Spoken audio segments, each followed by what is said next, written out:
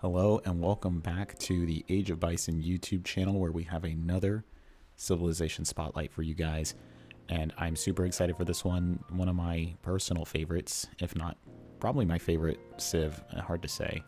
But this one is obviously, as you guys can see on the screen, Haudenosaunee. And so I think this is going to be the first native civ that we've covered. And so, it's going to be totally different in terms of the mechanics and just how it's going to be routinely played, as we've covered, I believe, just mainly European civs at this point.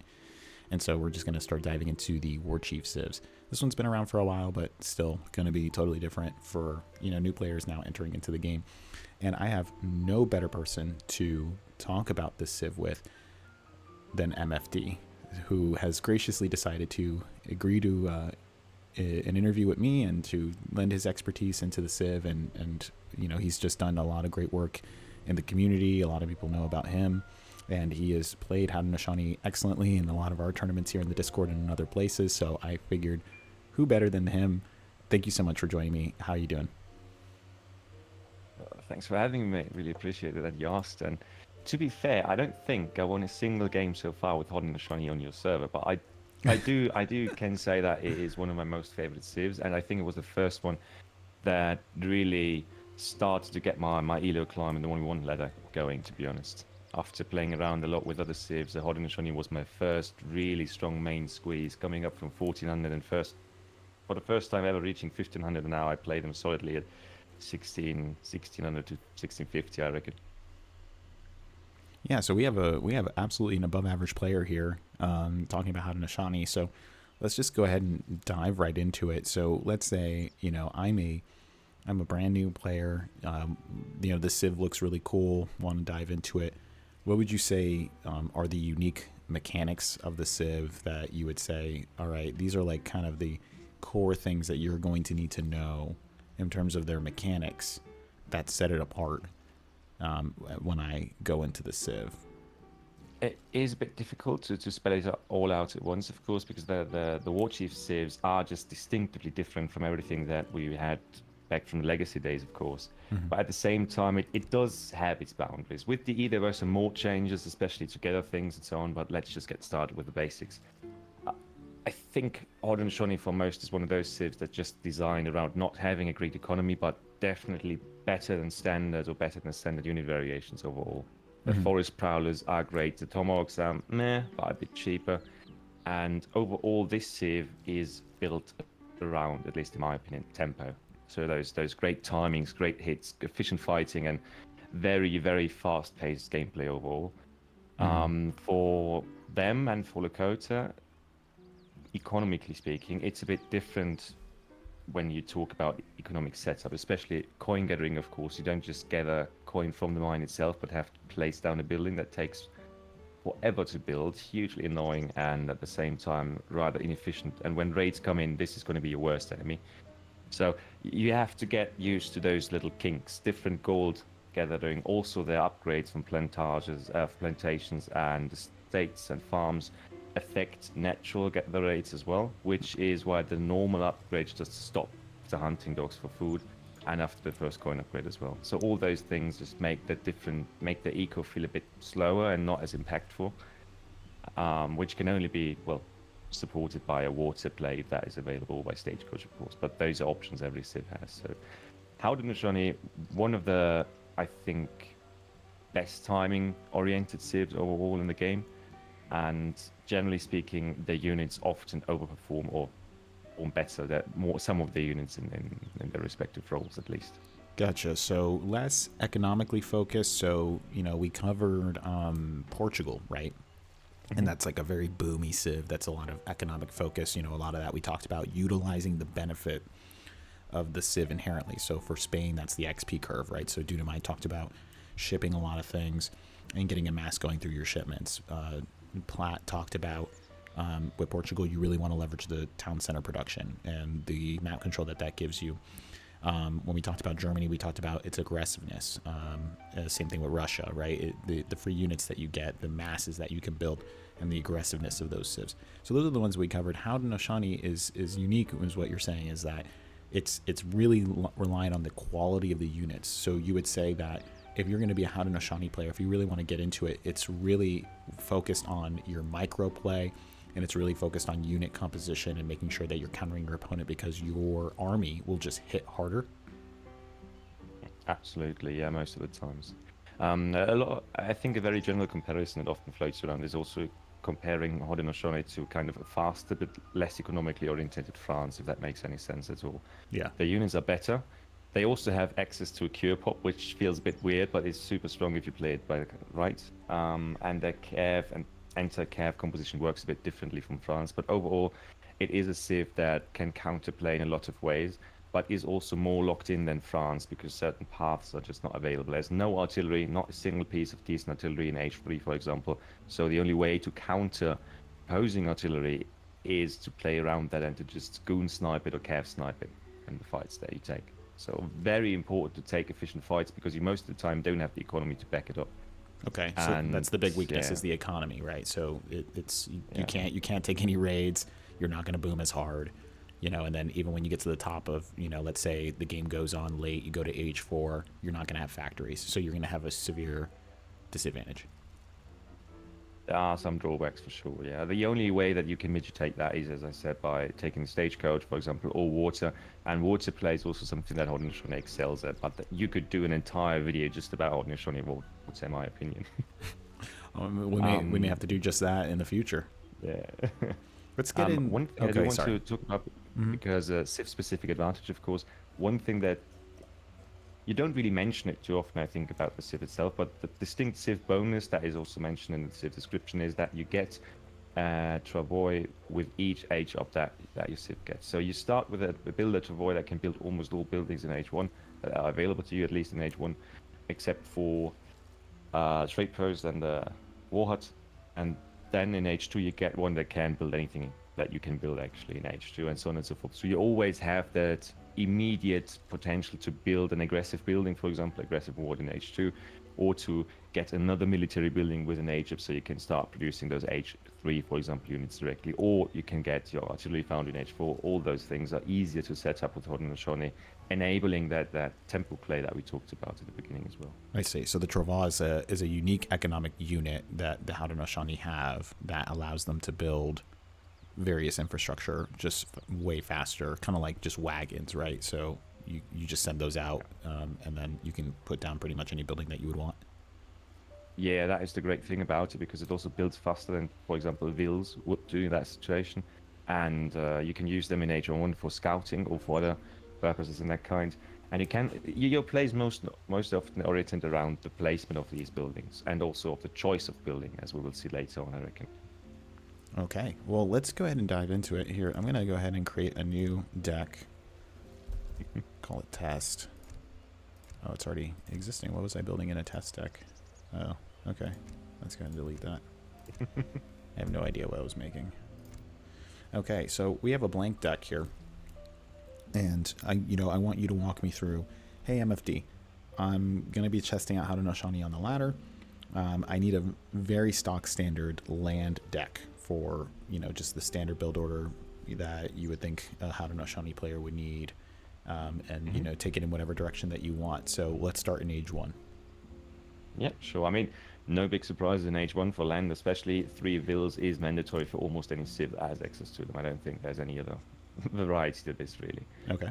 The second card might feel a bit awkward to some players, but in my opinion, it is also very clear. You have more or less 2 options in my experience, and I tend to go, in 99% of my games, I go for the first one, namely exotic hardwoods. I always have to translate the names, I'm sorry, but yeah, exotic hardwoods, of course. 20% gather rate. Why is that so important? If you are stuck in H2, and Haudenosaunee can sometimes get stuck in H2 against other civs that also scale well, but as we will see later, Haudenosaunee has immense options for unit scaling, especially infantry in H2.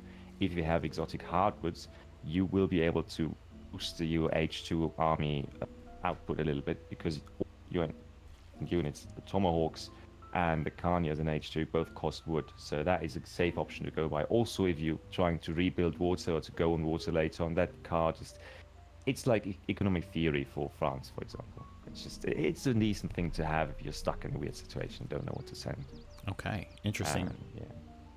Interesting. The So, more off meta pick, depending on the map, for example, would be the 9 elks, in my opinion, oh, because you okay. can, yeah, that is something that you can do on maps that have low hunts, because it doesn't take an H2 spot, and H2 cards are immensely important for Haudenosaunee. There are just some things where you have to go matchup specific, literally, with your decks, in my experience and opinion at least. And that card can sometimes save you if you are on a map like Cascade Range, for example. Do you But remember exactly how much food each deer give you in this card? Is it 150 or is it 100? wait, how much one? No, no, no, much more, much more. Should be around, I think, 300 to 400, I think, if I'm Oh, not wow. mistaken. Wow. So, yeah. The thing is, you don't get a great gather rate, so it's certainly not as strong as, for example, 9 bison on Lakota would be, because your gather rate and your gather yield is much better on that save.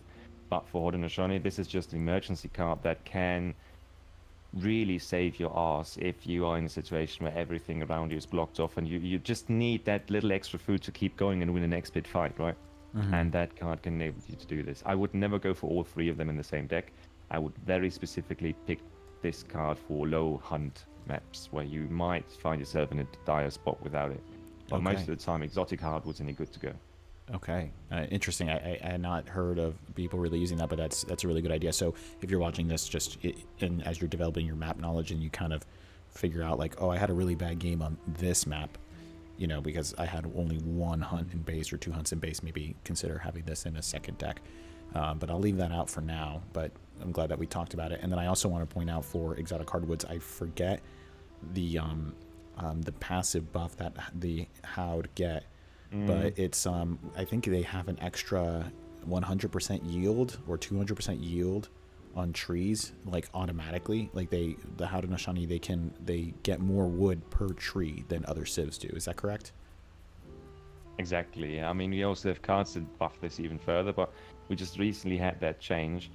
That is a specific bonus, which makes it much more comfortable. Because if you think about Age of Empires 3 and compare it, for example, to Age of Empires 2, the amount of wood that you have on the map is much more limited most of the times, because the trees are placed much more scarcely around the map. And having that bonus enables you to stay safer for a longer time, not needing to go out of your base that much and get other resource sources there, at least for wood days. Okay. So it's not huge, but it can, again, be very helpful. Okay, something to keep in mind for the new player. Just know that there's a passive buff that exists for Houd because of the wood cost of their units, that they just get a higher yield. Let's go ahead and move into Age 2. These are our two stock standard. You said 99%, and then for the exotic hardwoods, and then you like to have the 3-vil obviously obligated. And so H2 now opens up a ton of options, and I know you talked about, and I think is well known, the Houd rush potential, their H2 aggression. So I'm sure there's plenty of options here. Yeah, that is actually a problem that the Civ has. It has too many options in H2. First and foremost, I think the 5-vils is something we don't need to talk about much. That is a staple that is necessary for almost all Civs. Again, they have access to it, and here for sure it is as well. The weird thing, or the cool thing with Houd, is that they also have access to 4-vils. We're not going to talk about the team variation 3-vils, but the 4-vils in some scenarios can really help you sustain that H2 mass and get a better H2 economy going on land maps that are landlocked, so no water available. So that is a possibility, but the 5-vils is obligatory. That is not a question. Okay. Sure. Then 800 resource crates is one of those bonus things we also need to talk about with Haudenosaunee. They get mixed crates, which means in H2 it's also a bit of a debuff, because all other crates are already downgraded to the lower version. So you're not going to get 700 wood, food, or coin. You can only get 800, and then you are off with the lesser options. But 800 resources can be really great, but you do need to learn how to use it properly, because if you go for 700 coin with any other civ, it's easy to macro to go for an age up and things like that. Here you have to think a bit different. Also you have to macro different, because the 800 res, as we can see, are going to give you 2 crates of coin, so 200 coin, 300 food, 300 wood. So you need to plan for that differently if you want to use that to age up. But that is also mandatory for sure. Okay. Now, can you explain a little bit why it's mandatory? So we have this mixed crate, right? So I have a bunch of different resources that it's giving me, and that's nice because then I'm kind of like, oh, I get a couple different things, and it kind of levels the macro. But at the same time, I'm like, well, why don't I just gather 400 coin and then send a 600 coin? Technically, that's possible, right? Rather than sending this where, now I'm all over the place. It's certainly easier as well to do that macro-wise, that is. The problem with that is that you skip out on a lot of resources.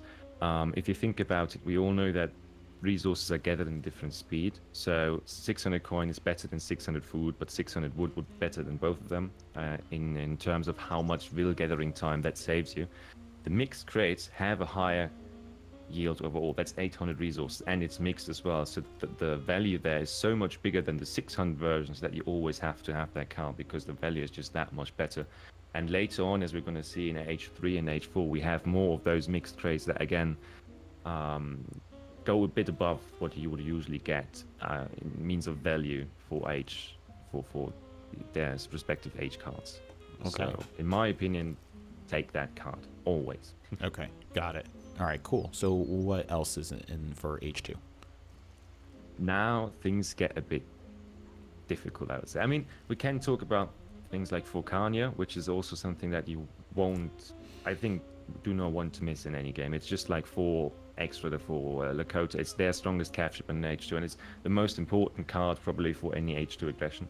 Sounds a bit weird, but this card is what makes the rush of Haudenosaunee so incredibly strong, because you get 4 well-pathing oil, 4 cav that is decently enough at raiding, and you can get them as early as what, 410 or 420 forward, really at quick. the base, and that is insanely strong. You can more or less deny your enemy setting up barracks. Also, you can raid, you can deny them from getting any hunt closer into their base and all those things. And that's just, those 4 Carnio allow you to set up a rush play so incredibly well that I think Haudenosaunee is one of the best rushes in the game overall, just because of that number of cav, as well as the easy way to get them forward to the front. Can I ask that, we wouldn't call Kanya Hussar, right? We're like, because we can't, like, so somebody can be watching this and say, okay, Kanya Horseman seems like hand cavalry, so it's just the equivalent of a Hussar for Haud. And we would kind of push against that description. How would you describe Kanya? Yeah, that is something that generally goes for all the Warchief civs, right? If you think about that was the second expansion back in the days for Age of Empires, and we need to always compare the units that we are seeing here in this unit roster to their standard European version. So in comparison to a Hussar, Kanyas are just worse. sounds a bit dumb, I know, but the point is they are cheaper in theory. They cost 100 food and 75 wood, which is a really slow getting resource, what that is. So the cost is not that far off from a Hussar, really, especially for a civ that does not have decent economy setup, as we talked about earlier. The advantage of the unit is that it has a higher range resist, so we're talking about 30%, which can be really huge if you play it right, if you use them as a meat shield, as a bullet sponge, instead of, oh yeah, I'm gonna smash them right into the enemy and it's just gonna work out. They are worse when it comes to stats overall, except for the ranged resist. They have, I think, 275 HP or something like that, which gets buffed, but we will talk about the Chief Aura in a second or so. But still, it's not as good as a Hussar most of the time. And also, and that's the bigger problem, the attack is just not that great. They do have, and that again is important because, as we mentioned, Howder has no artillery in H3. They do get a bonus attack damage. I think it's 75% extra damage or something against artillery units, which makes them much better at sniping artillery overall, and that is a great feature for the cav. But yeah. In H2, this shipment is mostly great because it's 4 instead of 3. Yeah, I think, and I'll add into that. Just as somebody who plays Haud, and I've kind of grown in my understanding of them. And originally, I think Haud has stages. Like when you first start playing them, you're like, whoa, this is super cool. I'm trashing my opponents. Like I can rush so fast. Like these guys are great. And then you climb, and then you're like, this is a terrible civ. I'm having a terrible time. Please buff Kanya. And then you kind of come back around, and you're like, wait a second. Kanya are really kind of like, and we'll get into Musket Riders, but I feel like we're kind of now, and I want to get your thoughts on this. We're kind of in a Haud meta now where you're starting to see not Skirm Goon Skirmisher Dragoon, you're seeing Skirmisher Kanya. And because Kanya are so good at blocking hand cav, they're not like a Hussar where they go in for a flank and blow up the back line, or you can slam them in like you said, like a Kür, and just really muscle through a fight. They are really a really good defensive. They can kill your artillery, sure, but like any hand cav can do that. This is one that can actually kind of serve the role of a body block and being more of that shield because of the resistance. Would you agree with that, or? I would fully agree with that. Yeah. The utility mostly comes from the units that support them, and in this case, that is fully accurate in my opinion. Okay. So for Kanya, so use them for raiding. Just understand they're not exactly a Hussar. Just keep that in mind. Yeah. But they do get some pretty decent upgrades, and you'll go through your frustration period with them and be like, they suck, and then realize like, okay, I have to play it a little differently, and then they kind of shine in their whatever their specific role is.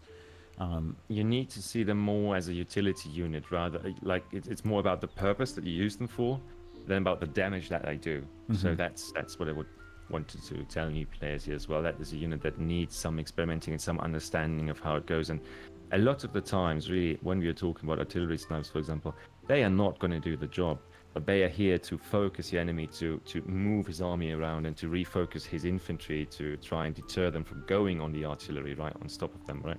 So, as I said, most of the time they are a utility unit rather than a damage dealer, for example. Yeah, I like that. I like that description. Yeah. Okay. One card that is rather new, and I'm going to go for that card before we go into more infantry shipments or infantry unit shipments, is Old Ways. So not conservative tactics. It's not. Yeah, conservative tactics. Sorry. Okay. My bad. You're good. Again, I think there's new ways, right? Translations in my head. Yeah, I gotcha. New Ways. Yeah, that card has not seen too much play at the start and the mid of A3DE so far. But since it was updated, I think 2 or 3 patches ago, it's a mandatory deck pick for almost all decks. Because before that, this card only buffed, I think, Aenas and Tomahawks. So it's more like, it's a bit like the card that the Russians had. It was Warriors, right? That more or less buffed the infantry, or the important infantry. 10% attack, 10% HP. So double buff card in H2, great card for sure. Now, and that is important with the last upgrade, with the last patch, it also buffs your H3 infantry, which makes this card considerably better than it was before.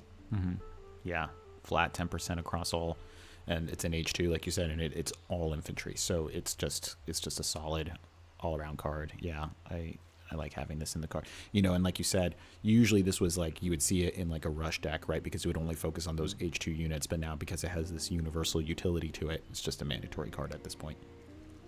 Yeah, absolutely. And you're just going to use that in almost any situation. It's going to buff your H2, it's going to buff your H3, and there's no way to not have it, in my opinion, because it's just better than the other 2 infantry cards that you have in this age.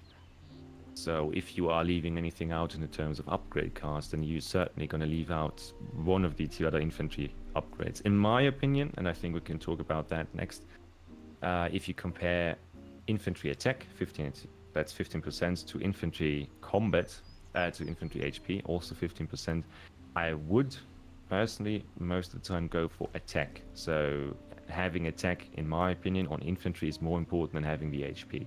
Because the role of infantry for Haudenosaunee most of the time is to do damage. And that's at least my personal preference here. Right? Okay, you have to talk about... Yeah, sorry. Yeah, so we'll add the warrior attack as to this as well? Okay. Yeah. Again, buffs everything, all infantry units that you have in your warhut. So H2, that is great. H3, that is still valid.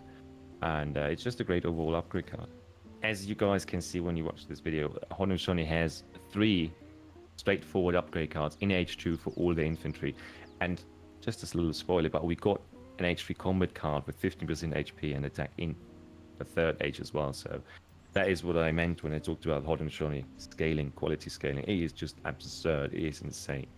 Yeah, they just win in a straight out fight. And so people who are like, maybe you're used to like playing China or Russia, and you're like totally used to this kind of like Zerg mentality of masses of units that just get absolutely demolished, but you just keep sending them. This is the opposite. This is a core group of like you're like, oh, I only have 10, 15 forest prowlers. Well, don't worry, because those 10, 15 forest prowlers are going to hit like a truck, especially if they're triple carded and then also have their veteran upgrades or their industrial upgrades is going to be insane. Yeah. And then, of course, there's one more thing. If you're already talking about upgrades and buffs and stats and so on and so forth, that we do need to talk about, that is not exclusive to Haudenosaunee, but the way that it works is exclusive to Haudenosaunee. All the Warchiefs that the Warchief civs get have their own specific aura bonuses. Inca does, Lakota does, Aztec, of course, does for sure as well. Haudenosaunee is arguably, in my opinion, the best.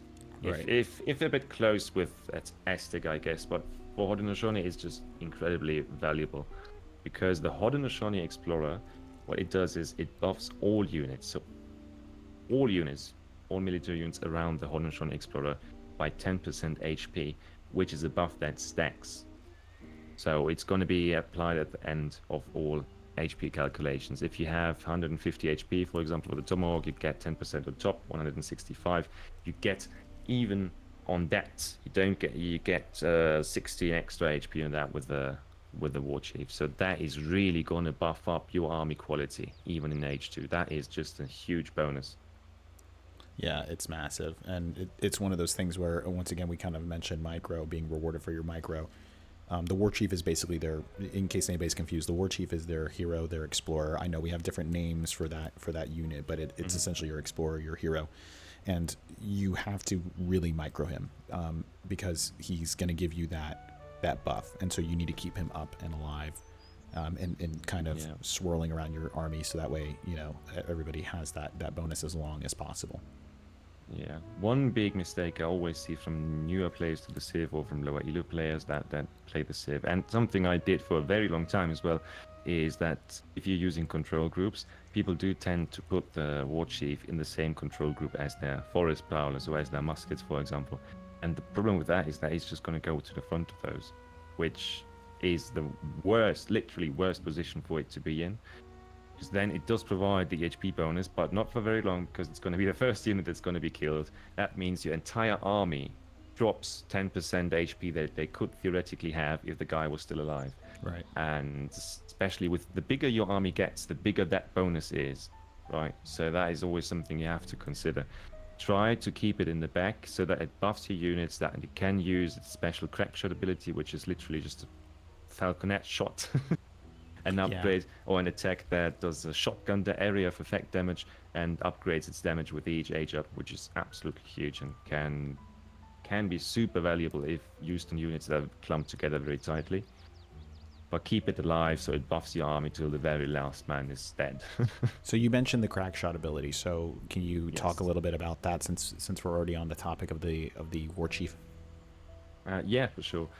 It is, generally speaking, that most Warchiefs also have the convert ability, so they can convert humanoid, weird word in this scenario, but yes, humanoid treasure guardians and things like that. That's a different ability to speak of, but they have the sharpshooter shot, or whatever it's called, the eagle eye or something like that, where they just one shot a very treasure guardian. And this third ability by the Haudenosaunee Explorer is something that only that guy gets. It is a shotgun shot, more or less, so in the sense of it does good damage and has area of effect damage. It's not going to one-shot units in H2 most of the time, but is going to damage 2 or 3 or even 5 if they're clumped up together, infantry units at the same time, if you manage to put it in the right spot. And that is exactly the point. That is what it's about. This can, for example, if you go in with cav from one side and the pikes are being pulled forward, this can, if the pikes have been shot already, really destroy that 5 pikes that would have otherwise saved the skirmisher backline and enable you to go on full assault, full attack with your cav right into the skirm mass, which would have not been possible instead. So it's, again, a micro situation where you have to play that right. And that is why Haudenosaunee is one of the more difficult civs as well. They have lots of potential, but you do need to micro-well to play the civ properly, in my experience and opinion. Right. So for those who, maybe are a little, that was a very good in-depth explanation, but basically there's a button on your Warchief. You click that button, you click the enemy, and he does quite a bit of damage. from that shot, and it's an area of effect thing, and then it's on cooldown. So just remember in your fight, kind of like if you're thinking about United States and Mexico, always place your flag, right? Like when you're playing out, always use your crack shot. Yeah, yeah. And it has many purposes that it can be used for, because it's not just a great way to get rid of some pesty infantry units, but at the same time, the higher you get, the more used people are to seeing this kind of attack. It's not instant, so it's not going to just take a sort of shotgun and shoot in there, but he kneels down, it takes some time to get the shot off, and a lot of enemies are going to be deterred by that, and they're going to spread out their units or just move them away in an effort to not get hit by it. So that can also be used to kind of scare your enemy into drawing back some more important units as well. But those are the more advanced tactics, of course. I think we spoke quite a lot on the Warchief itself, but it's one of your most important save mechanics with Haudenosaunee for sure, to use that guy right and to keep him alive. One last thing and one last advice from my side about him is that you don't just want to keep him alive for your own sake, where he gives you the HP buff, but at the other side, you also don't want to donate the huge XP bounty that is on his head, because I think it's 100 XP. Yeah. Which is absolutely freaking insane. That is that is not something you want to give for free to your enemy. Right. Something to think about, right? XP as a resource, you don't want to just hand that over. So, yeah, absolutely. Okay. So that's it. Enough about the Warchief. What are we? What's next on this? So one unit shipment that I think it's more or less a must, I'd say. But yeah, 7 hyenas is something that I do always include in my decks, or in almost all my decks that I have, because those guys are just so versatile, and the mass is great. It's mostly about that. Yeah. All of you who don't know hyenas, it's a weird unit concept. Especially if you think in terms of going from legacy units to this, then it's a bow. It's a bow unit and an archer that also has the draw animation. So a attack speed of 1.5, much better attack speed than crossbows, for example, or any skirm unit or anything like that. More comparable to a longbow. But the problem with this unit is, of course, that it takes some time before it gets the first shot off, and after that, if you move again, then it has to rewind and do that again, and so on and so forth. So much better in a standing fight, but there they really excel. And also their cost is great. Just 100 food sounds like a lot. It's a bit hard to get done with full batches in the early game, but the fact that they don't need coin or wood just means that they're very resource efficient, at least in my experience. Right. Kind of like a longbow in the sense that it wants to stand and fight, so it's not like a crossbow where they try to kite. But exactly. And then I think they also have. Do they still have the buff where it's the increased rate of fire as they're close, or no? Do they get? No. Okay. They changed that. There was a brief period where they had that, and a lot of people were complaining. It did not do too much because it was capped at a rather high attack speed still, but it made a difference. And as we saw, right, all those cards. Imagine all those cards, like that's 25% attack and HP. And then you get 10% HP on that from your Warchief. All of those buffs going onto an hyena on a super cost-efficient unit. You don't really need too much buffs for that. Right. In the end. Right. And a few things that are also important to consider here, if you compare it to crossbows, which I want to do here, is that they have the same range, which is a bit unfortunate because crossbows fighting against it can just kite you to a certain degree. But they have target lock, so as long as you don't lose sight of the enemy, your arrow is always gonna find its final destination, I guess. Yeah. And they have 5 speed, which means that even pesky units like Gascanias will never be able to catch them. 5 speed is the single fastest skirm that's available to you in H2 or 3. Yeah, they are impressive. The macro's a little bit weird, like you said, because of the 100 food, but it's a great skirmisher option. I guess you don't really. We'll talk about the Forest Prowler, just because you don't really see the AN in the late game, right? Because of that, but just a solid unit. So we'll have 7 here. What's next on the H2? One more short thing that we need to talk about the NA is that in comparison to crossbows, and that is probably their biggest advantage when it comes to killing heavy infantry. They have a 2 times multiplier against heavy infantry already in H2, which is absolutely huge. They do much more damage than a crossbow would ever do to a musketeer. I think they start with 13 base damage or something like that, and then get more or less 26 damage against heavy infantry, which is absolutely huge. And their ranged resist is also higher than that of a crossbow. So It works a bit differently, so you need to relearn your micro gameplay if you focus your plays around the Enas. But once you learn it, they can be an insane unit in the right positions. So that's enough. Okay. Yeah, and unit shipment wise, to be honest, if we look at 6 Enas, that is just a card I don't want ever to see or send, just because it's 600 food more or less in unit worth, and it's not a great pop, to be fair. The 6 Enas are most of the time not going to save your ass. It's if you really want to have an extremely aggressive deck in H2, then you can take those as well. And then with the 6 Tomahawks, you have 4 unit shipment cards, which is great, of course, but I don't like decks that are only focused on H2 aggression, because Haudenosaunee can be so much more than just that. Okay, so we're not going to take 6 Aina in this deck. Yeah. Okay. And then the 6 Tomahawks, and that's why I'm talking about this, because I want to finish off the discussion about the unit shipments required here. 6 Tomahawks is also something that I would consider to be more or less, let's call it that, more or less choice-based. Okay. I often take it with me just to get another anti-cav prop if I need it. Right? If I have an Enas and cav and I get out-caved, then I do like to have that option to prepare me and get my anti-cav numbers up a bit quicker. But you don't necessarily need it, so you can think about leaving it out if you need another upgrade card instead, or if you need water, for example, or things like that. That's just personal preference, though, and also you need to switch that up according to your own playstyle at some point. Okay, and the Tomahawk is essentially their musket unit, right? Like, that's how you would describe them? Yeah, okay. The Tomahawk is a musket if it just, didn't do its job pretty well. What do you mean by that? Sounds a bit dumb. It sounds a bit dumb, but as we talked about earlier, they are, cost-wise, they are okay. It's 75 food, 20 wood, if I'm not completely off here. So it's theoretically a bit cheaper than a musketeer, but it's not that far off, really. And the problem with them is that they have really bad attack. They have okay, so normal musketeer HP, but the animation is absolute and utter cancer. Yeah. Because they take, it's not as bad as an Enna, but they have Tomahawks and they throw those things.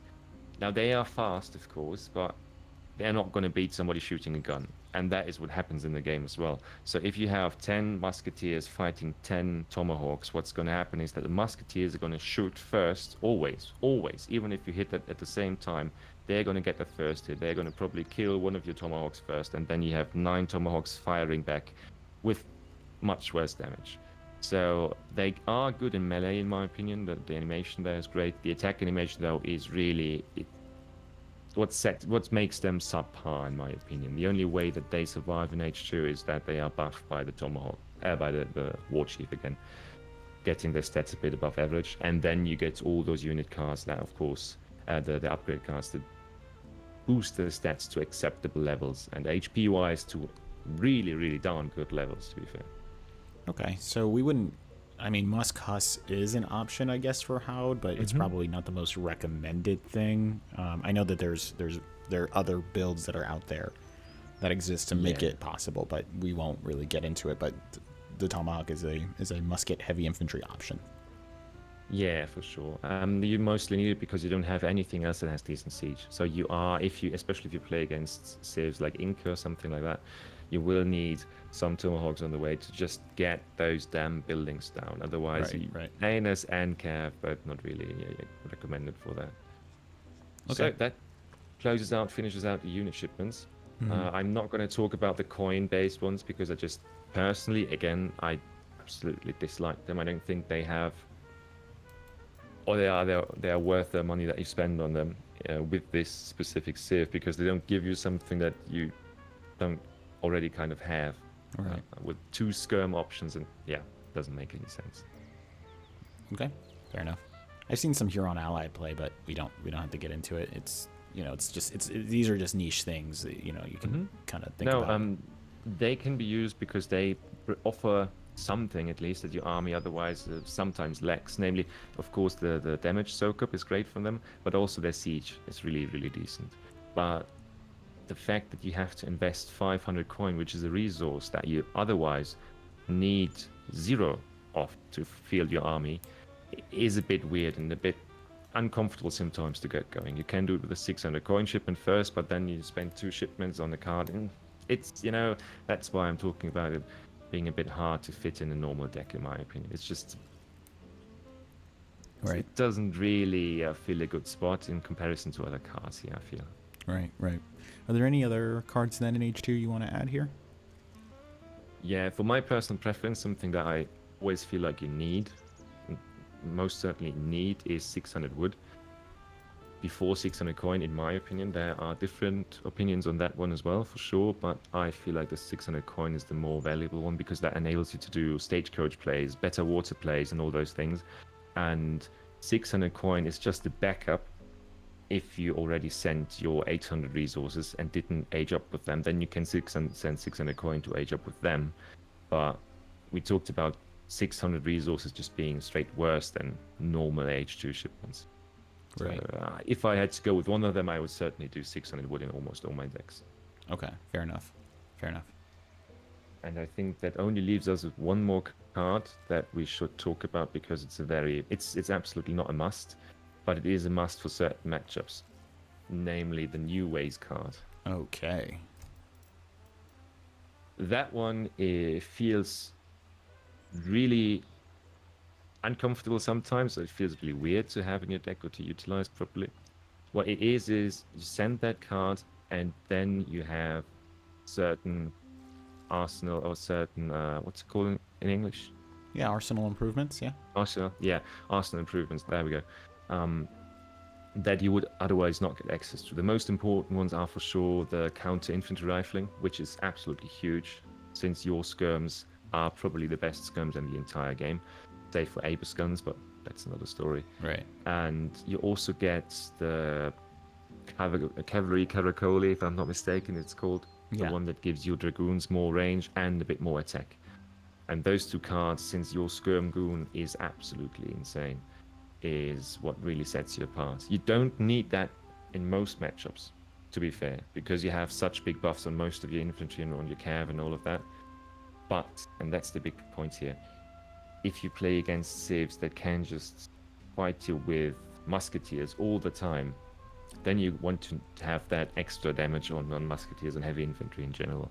So Sweden is a matchup that comes to mind. I think with Sweden you always want to have that card at least in deck, to be sure that if you ever get to H3, you're not going to die to Caroline only, which is a very possibility if you fight them heads on.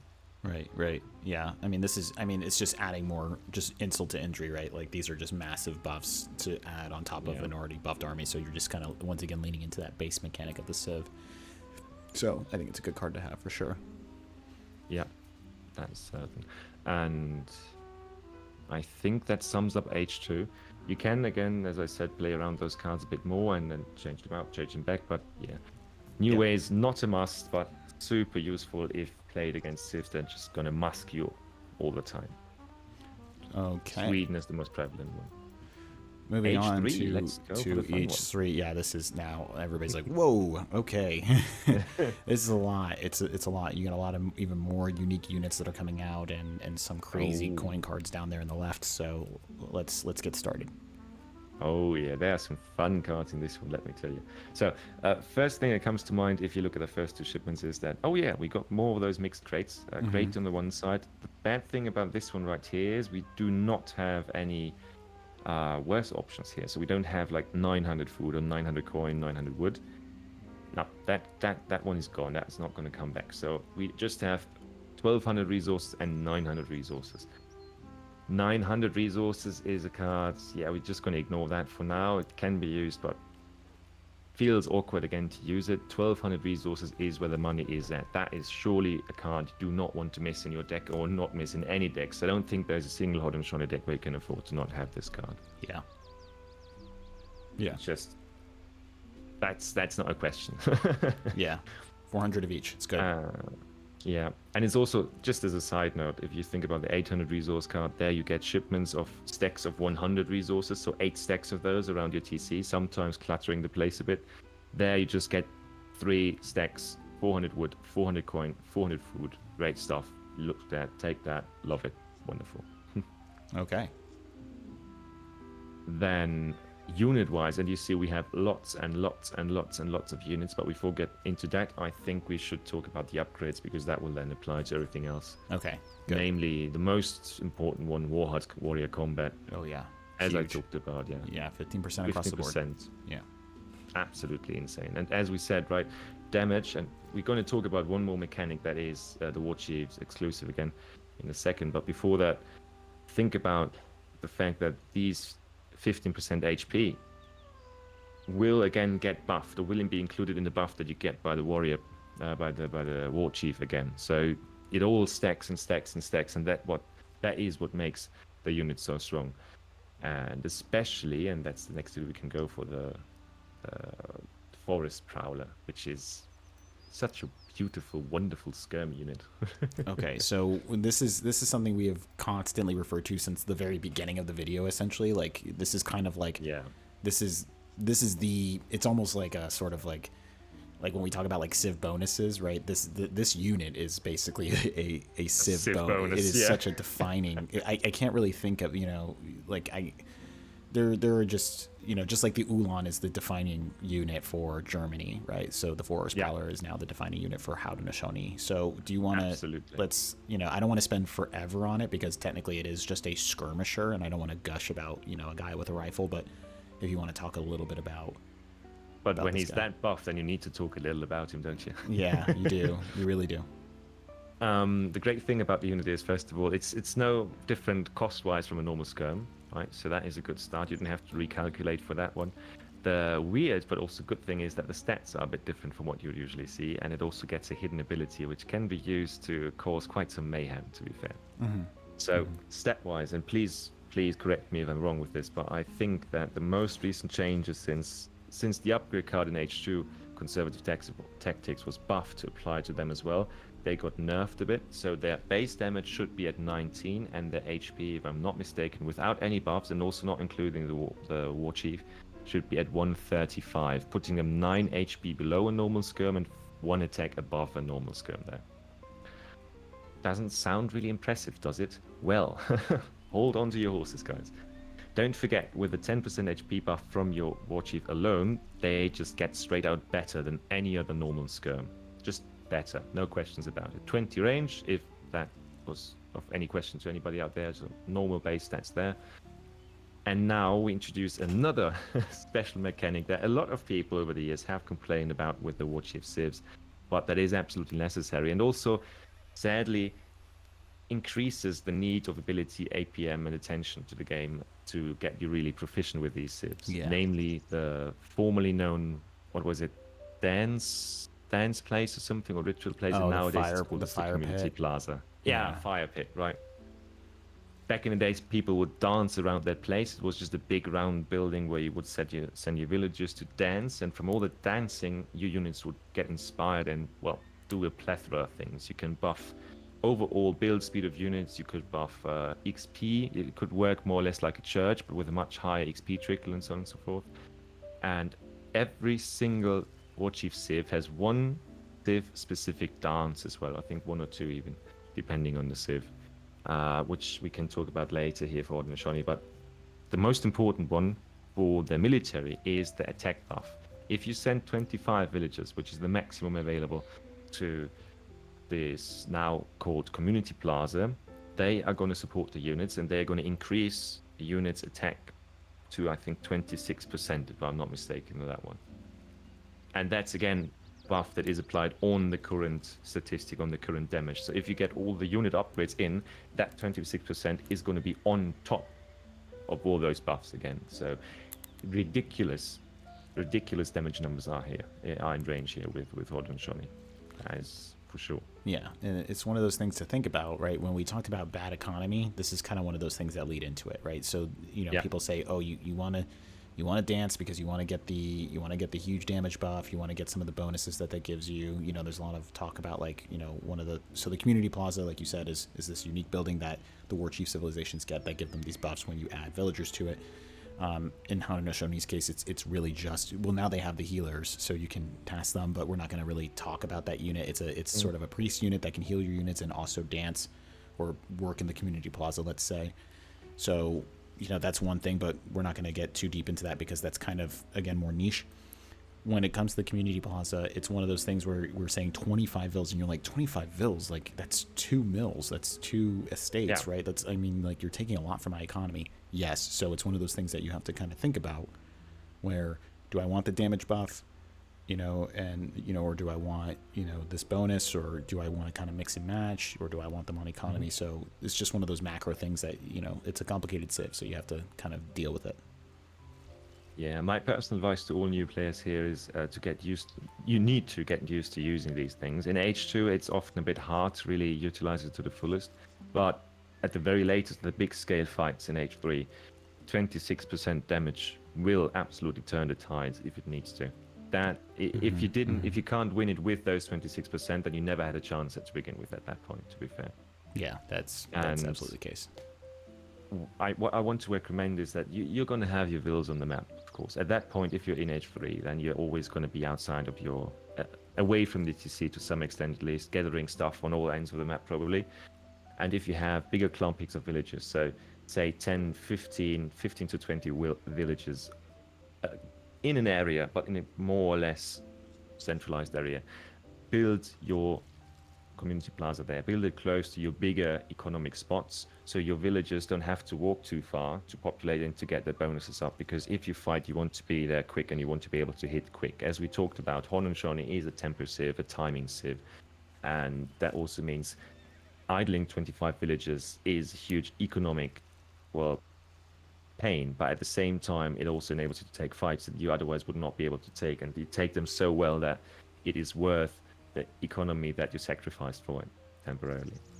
Yeah. So it could be one of those things where it's like you kind of juice up, right during a fight or right before a fight, and then you can kind of play it that way. So, maybe in the future we can go more in depth with exactly how to handle the macro of that, because maybe you're asking like, well, when exactly should I build it and then start dancing? And it's like, well, it depends on the matchup. So we just wanted to give you a kind of a passing mention about that. But going back to the Forest Prowler, all the upgrades plus the 25% plus the arsenal plus everything else, it is a scary skirmisher. You're outranging, you're hitting hard, and they also have a stealth mechanic. Now I don't see the stealth mechanic used too much, but the stealth mechanic, it can cause mayhem. Basically the unit becomes invisible and then pops out and ambushes. And it sounds ridiculous, and it is ridiculous if it's used properly. I also very rarely use it, but where you can use it to the fullest is if you just send 5 of those guys off to a side location or something like that. Later on, maybe a bit more, let's say 8 or something. And there are villagers just gathering over there. Just get your guys in close, take out 2 to 3 villagers, stealth them, put them to the side. The enemy is going to come looking, but he's not going to find anything because, stealth units, you need either a hero or a spy or units bumping directly into them to uncover them. But if that's not going to happen, you can just really harass the hell out of your enemy. And it's annoying, it takes attention away, it also gives you good value, and it decreases the enemy's potential economic lead. So it's a fun mechanic to use. One thing that I want to mention specifically here is that you can also use it if you have a big skirm mass to snipe artillery. Sounds weird, I know, but if you have no other means of doing that, sending them to the front, and especially if it's already a bit damaged, they can actually take out a falconet in the right spot if your enemy has not unpacked it, so it can't shoot back quick enough. Yeah, this is like it's more advanced microplay that the Civ is so greatly designed because it rewards you for adding more skill into it, right? So if you can make a control group of stealth prowlers, right, and then you say, okay, well, I'm going to sneak in and I can take out the enemy, they ship 2 falconets and I snipe 1 and then back out, that's, if you're playing against a Spain, Portugal with their organ gun shipments, things like that, that's a huge tempo loss for them. Yeah.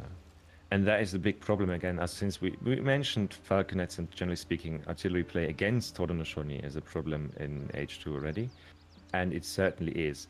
Haudenosaunee, just to make this clear, is a wonderful FF civ as well, but it does not have the hard-hitting capabilities of a Spain or Ottoman, France to some degree. It just does not have falconets or anything similar to that. We don't have a ranged siege option for Haudenosaunee in H2. or in H3. And that means you also don't really have anything that can directly counterplay artillery from the opponent's side, except for your own infantry and cavalry units to go there. And that is a lot of matchups for Haudenosaunee are just about how not to die to the enemy artillery push. Yeah. Really. Yeah, and then we'll talk about their artillery later, because that's obviously an H4 unit, and this is why because I'm really bad at this game, so I end up playing Haudenosaunee as a semi-FI civ because I can't survive without artillery covering me, and making the game easier for me. But we'll talk about that later. So the Forest Prowler, the one other thing I want to mention too about it, just because I'm thinking about it, is that yes, it is a hard-hitting skirm. You're seeing like, okay, I have all these damage buffs, like they're a great skirmisher, let's just put them up front and then they'll just mow down the enemy infantry.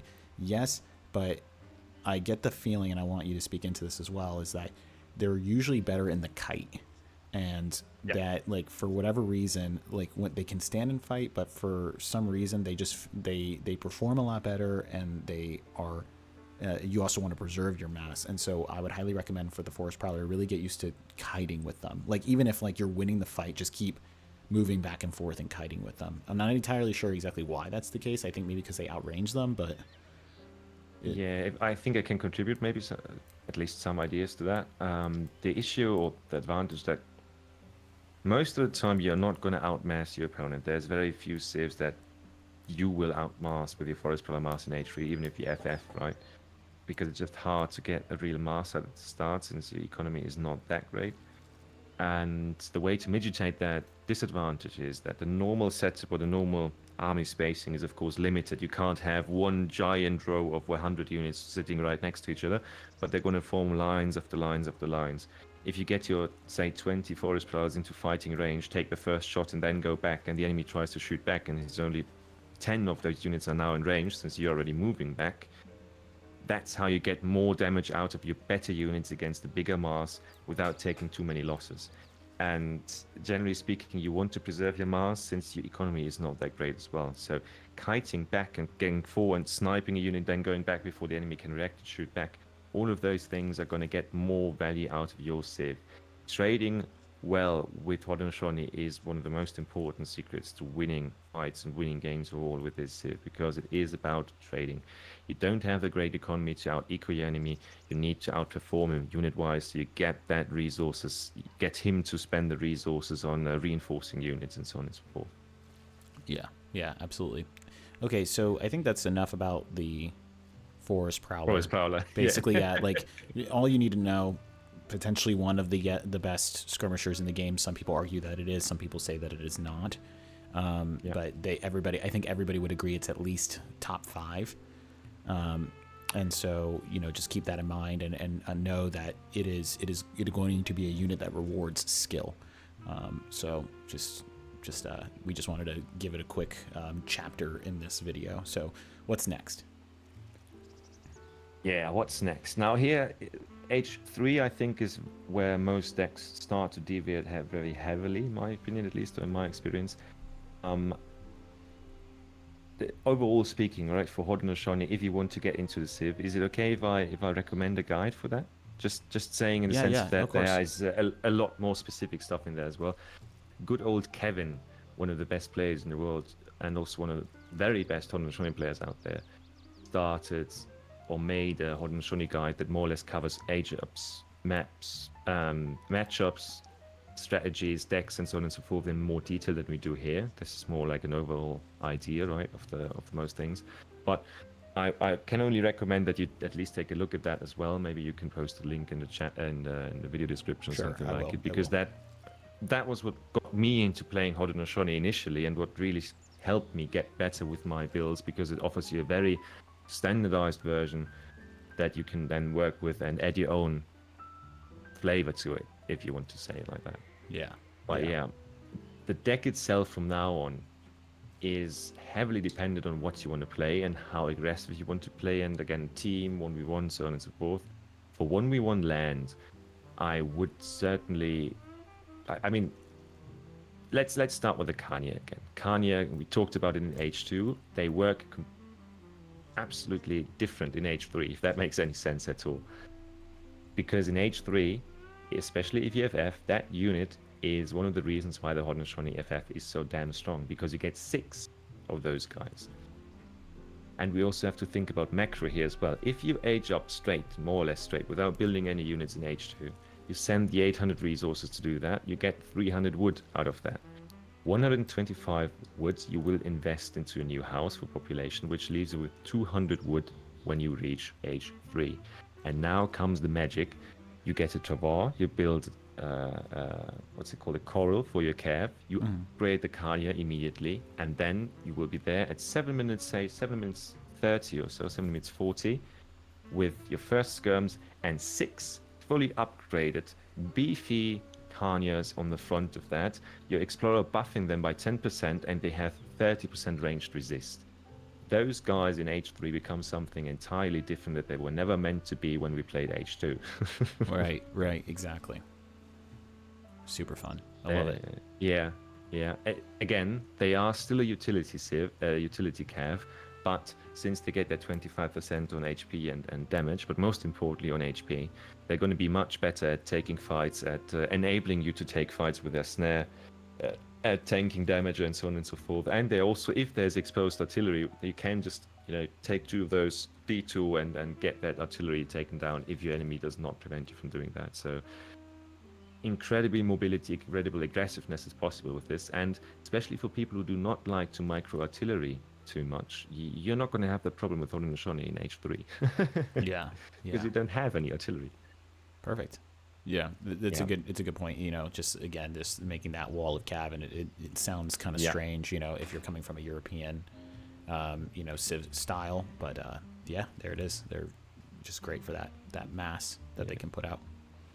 And what more or less enables this cav switch to be so great is that factually you have a better cav shipment again here. If you think about Lakota, for example, they start with 4 X-Riders in H2 as well. So great start there. But they, and that is a big difference, only get 5 X-Riders in H3. And we have 6, which means that your mass is just going to be automatically bigger than anything the opponent sends here. And that is the big thing, a lot of players with Haudenosaunee will also include 5 Carney Horsemen, just because that means you more or less get access to 2 full batches of cav without needing to build cav yourself. You don't need to go on wood for that, so you can just go for coin and food, build skirm goon composition in your stable and your warhuts, and then still add 10 or more or less 11 pieces of cav to your army without ever going for that. A great combination, can really save the day if you play it right.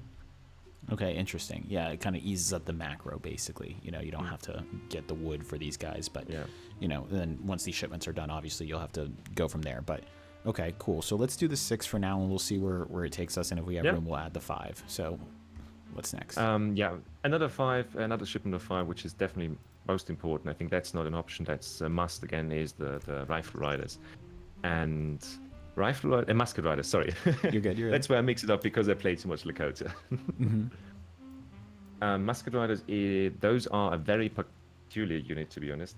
On the one side, they do look like goons. They do perform like goons most of the time. They have a weird stat change, though, compared to other goons. I think they have a little bit of a lower range resist, if I'm not completely off here. Or the stats are a bit worse than normal goons. They are, yeah. But, and that is the big thing again, they have a higher multiplier against artillery, enemy artillery. You need about, I think, 15 or something like that to one-shot a Falconet, and Musket Riders are effectively your best bet at taking care of artillery in H3. I talked about Carniers having a multiplier against artillery as well. That one almost never comes into play because most players, I think, from... let's say 1400 upwards, so certainly not more than half of the players, but still, if you're getting deeper into that civ, you're going to reach those heights at some point.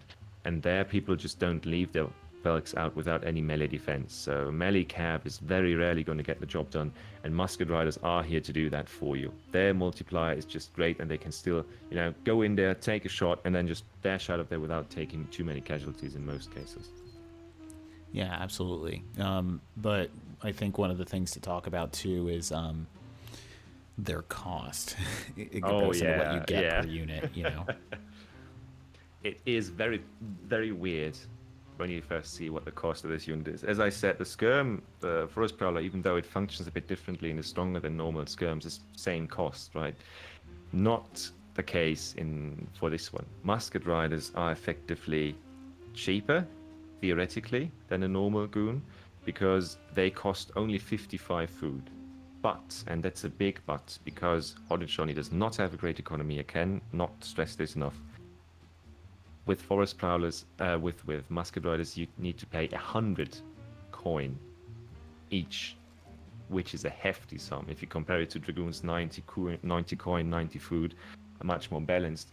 And here, you are going to be very heavily gathering coins. So really the distribution for coin gathering, if you go for Skirm Goon, most of the time is at least even. So as many villages on coin as on food to get the job done, in my experience. Yeah, it's tough. And then, like we said, they're pound for pound. Now they can get upgrades, right, with Cav combat cards, but for pound, at least on the standard, they're not as, at least in terms of, from what I can feel, the ranged cavalry role, they're not as effective pound for pound as a Dragoon. Yeah, and that's a big problem that Haudenosaunee has.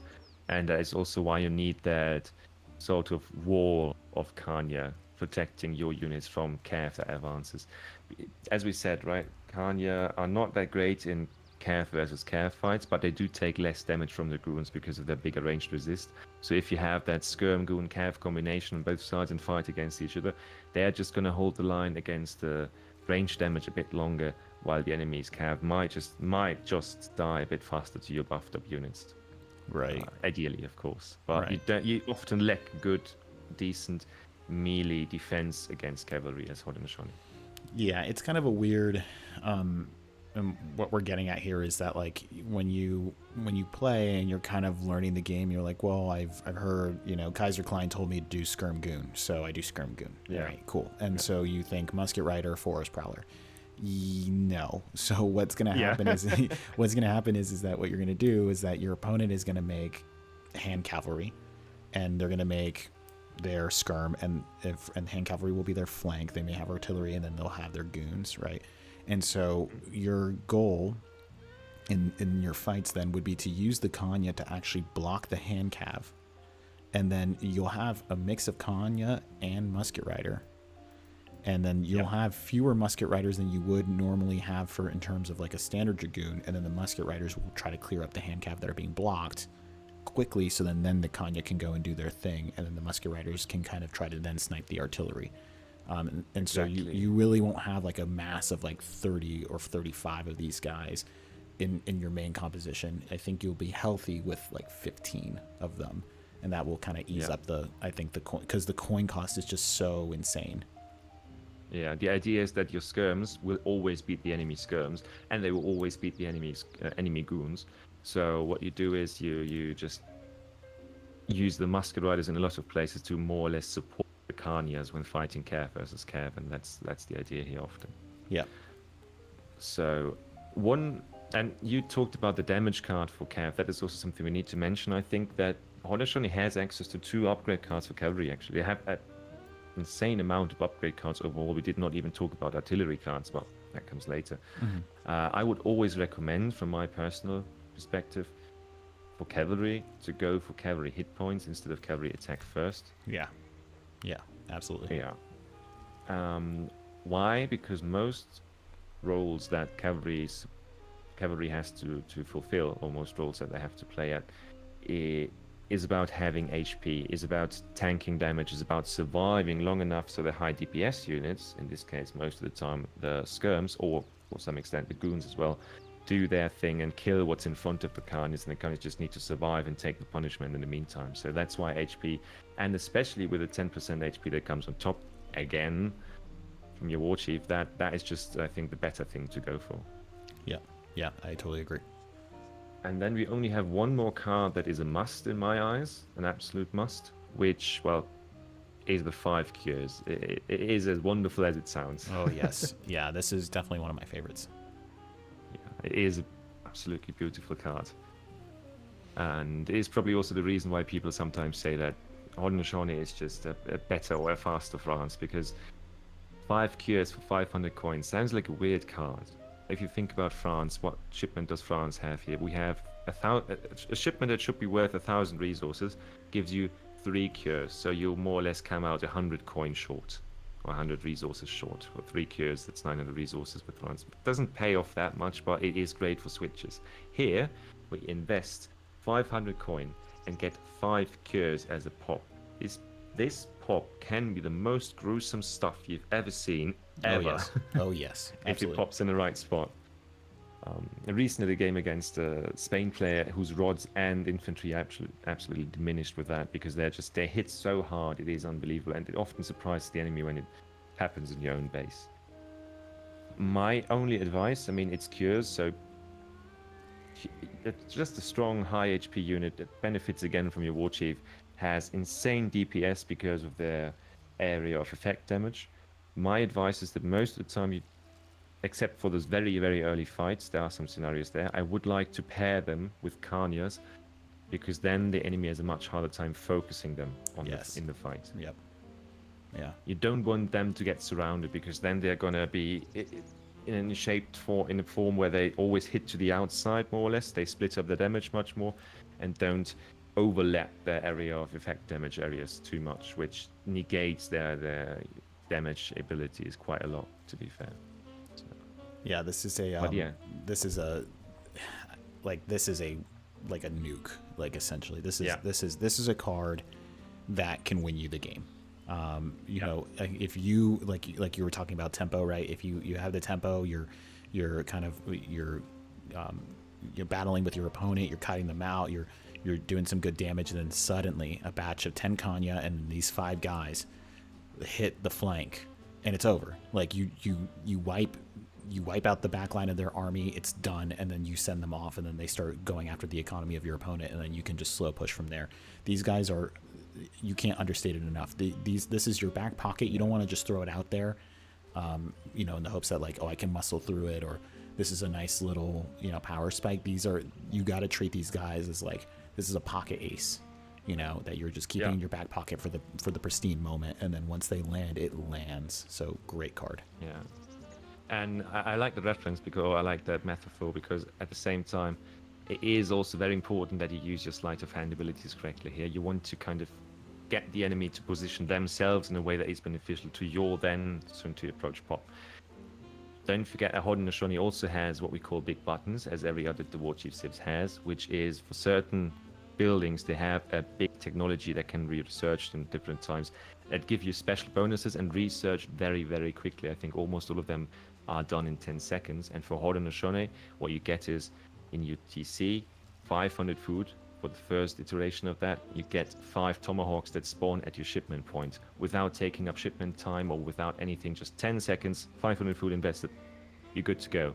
And then you get one that costs 500 food, 500 coin, 10 tomahawks, and then a third one that also costs wood, 15 tomahawks. If you can pair that, like the second big button, with those, for example, you are absolutely going to slaughter everything that is in your base. Right. Those are just the things that you need to learn to play around with. Right. Well, when we get into the match, we'll talk about, like, more of the big buttons, but just those are texts that you can research that are in your buildings that give you certain bonuses. So one more thing I do want to mention, if that's cool, but just a quick note on the side. We talked about the community plaza, and one specific dance that Haudenosaunee has synergizes extremely well with one more card I wanted to mention, H3.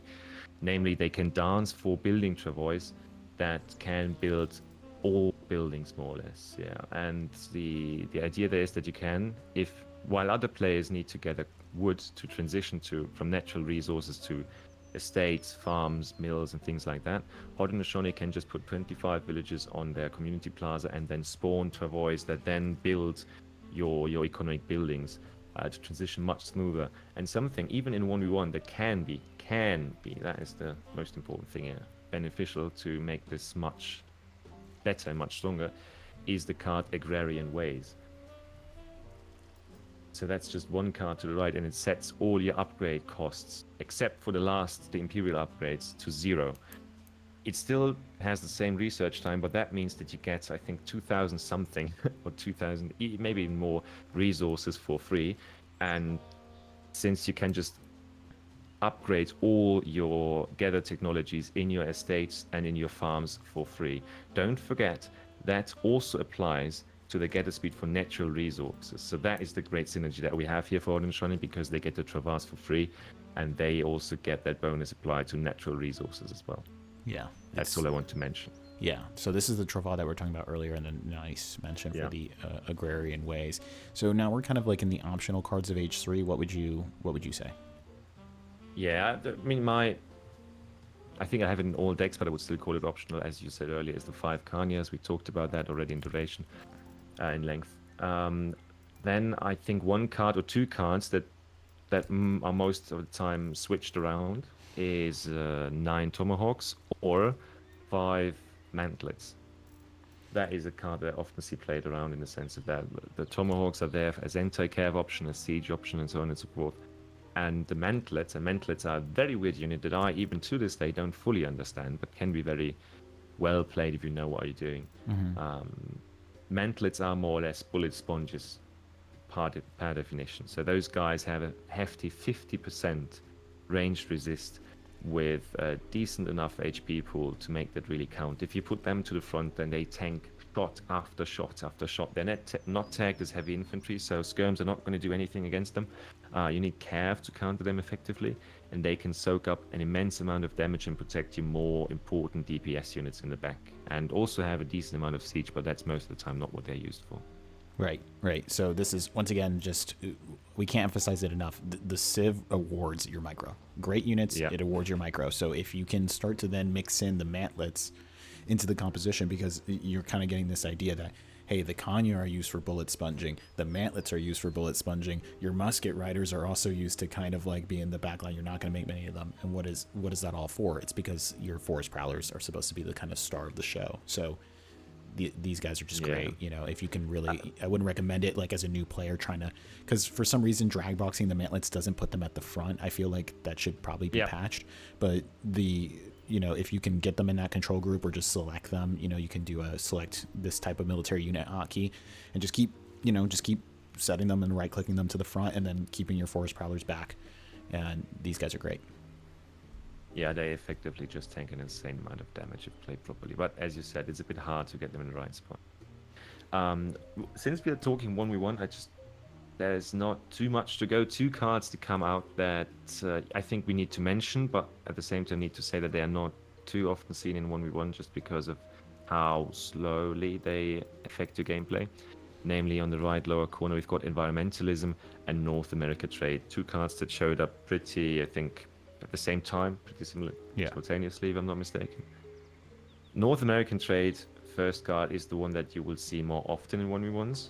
As a very greedy option, what it does, it gives you a 0.15, so ult gather rate when your villagers gather natural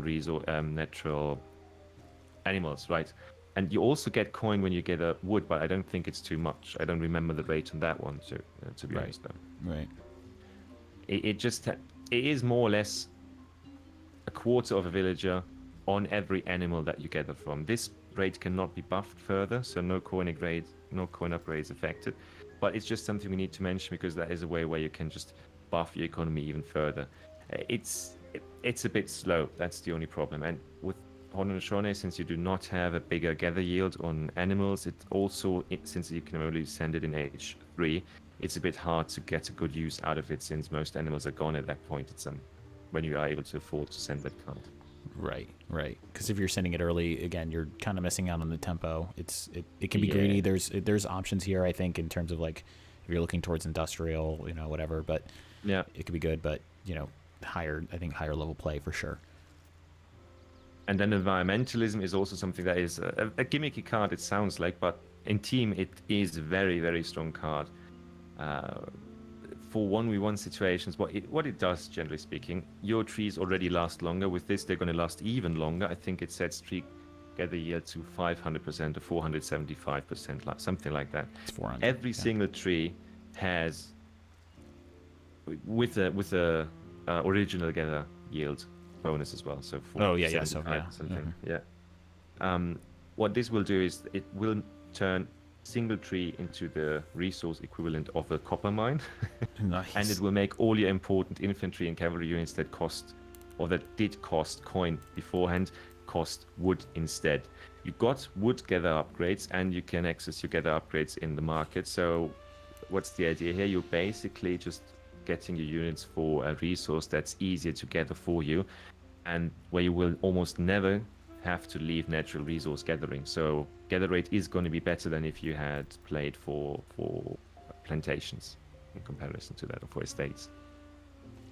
Yeah, this is interesting. I thought like originally I was like, well, change the cost of the musket rider, and then they released this card, and I was like, okay, interesting.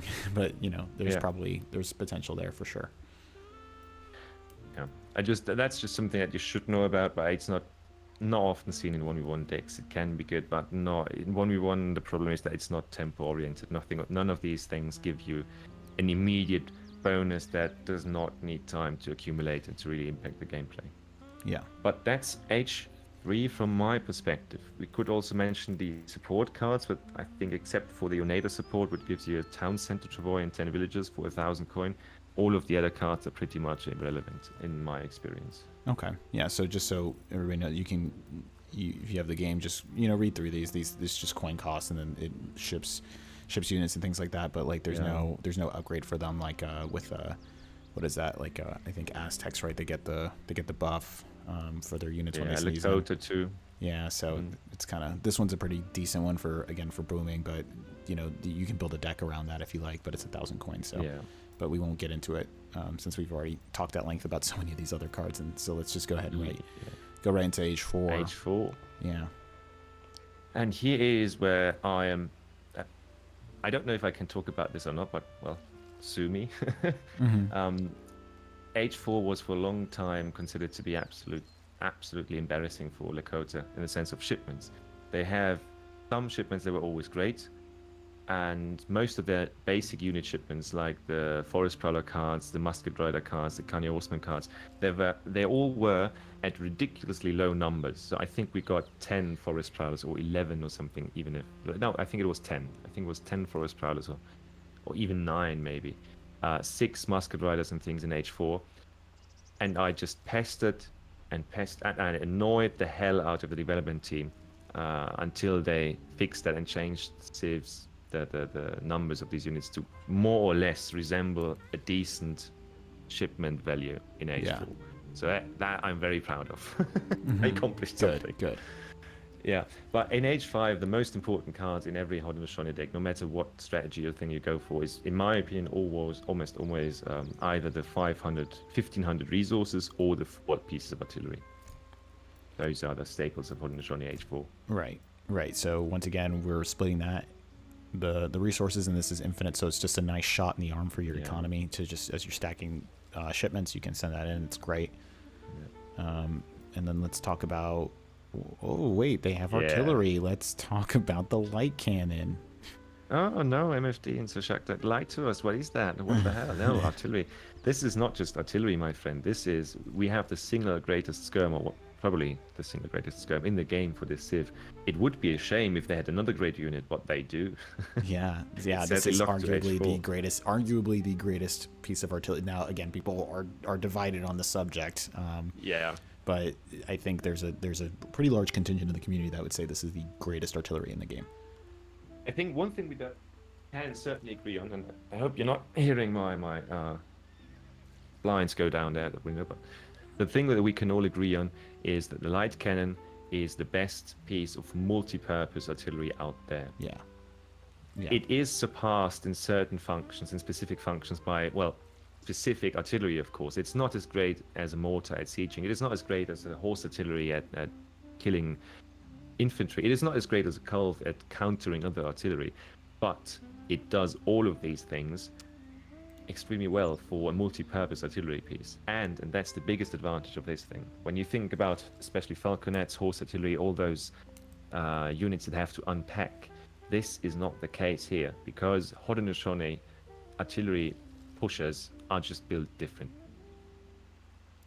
Those guys are going to push around the cannon without any problem. They will always be ready to shoot, and they will be much faster, especially with the big button and the artillery foundry by Haudenosaunee. Much faster than your enemy's artillery. And the mobility combined with good damage against other artillery, with good damage against infantry, and with good siege damage. All of those things combined together make this an absolute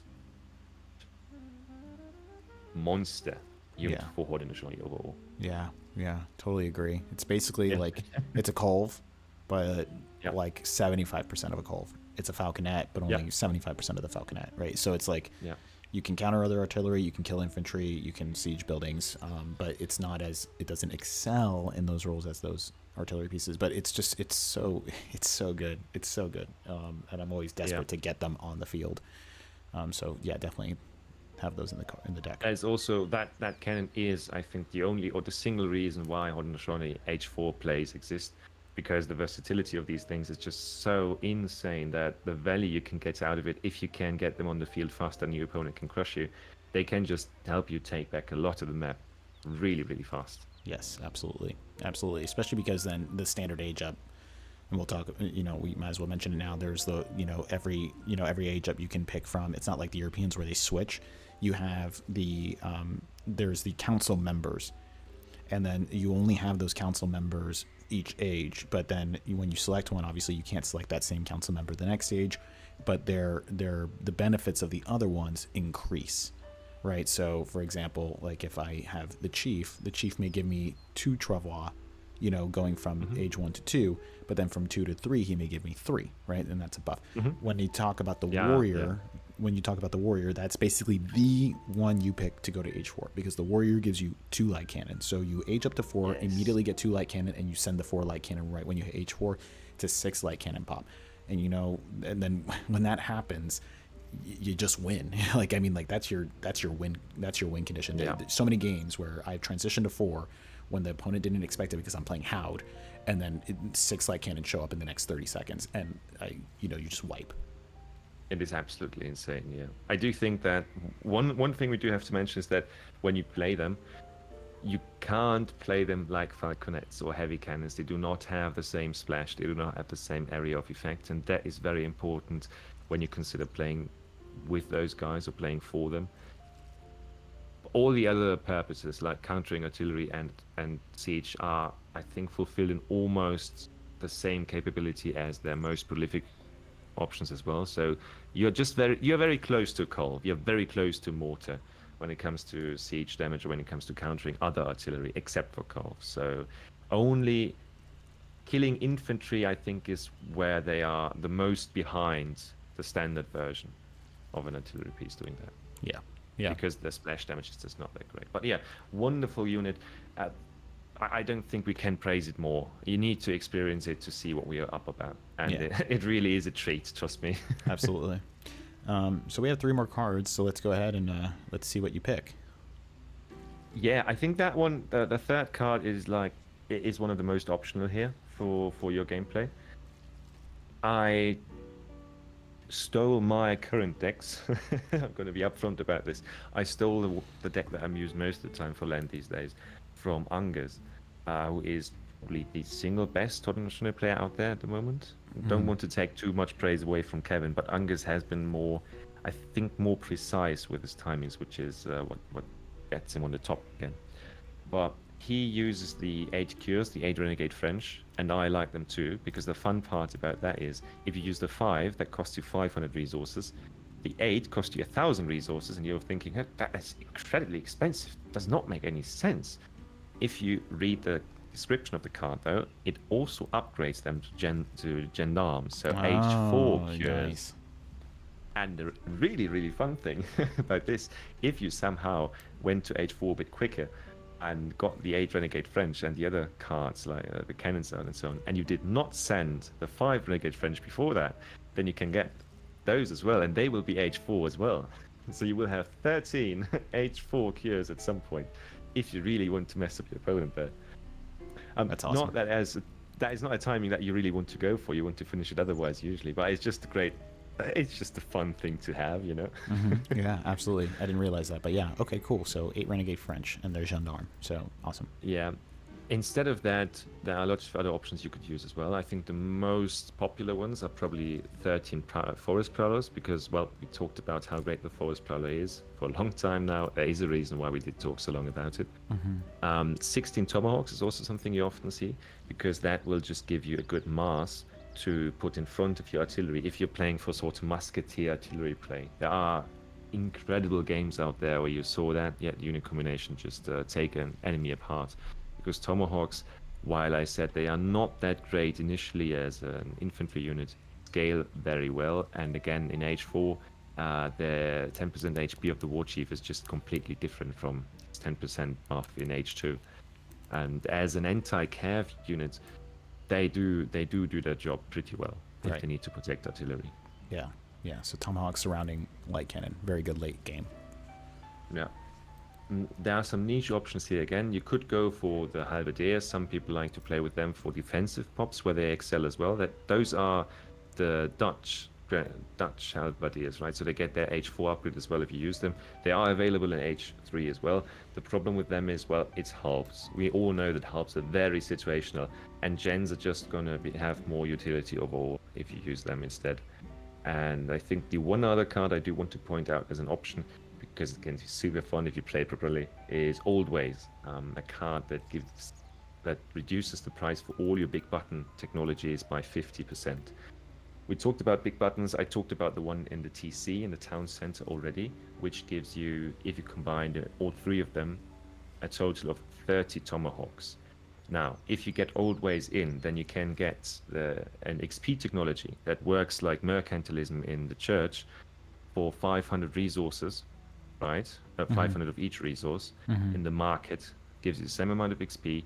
If you do that, after getting Old Ways, it will just cost you 750 resources. Will give you 3 shipments or so if you age up fast, and you can just spam shipments, and you can get other big buttons. You can get your 30 tomahawks out of your TC, and then you can go for really crisp artillery musketeer timing if you play it that way. Okay, interesting. Yeah. Yeah, I didn't That's realize just that. what I wanted to mention. Okay, cool. Yeah, that's. So I always put Canadian Loyalists in my deck if I'm being honest. I do love these guys. I think they're great. They did nerf it a little bit. I remember when they were free. And they used to come fast, I think. I think that's the most important one as well. And now they take normal time as well.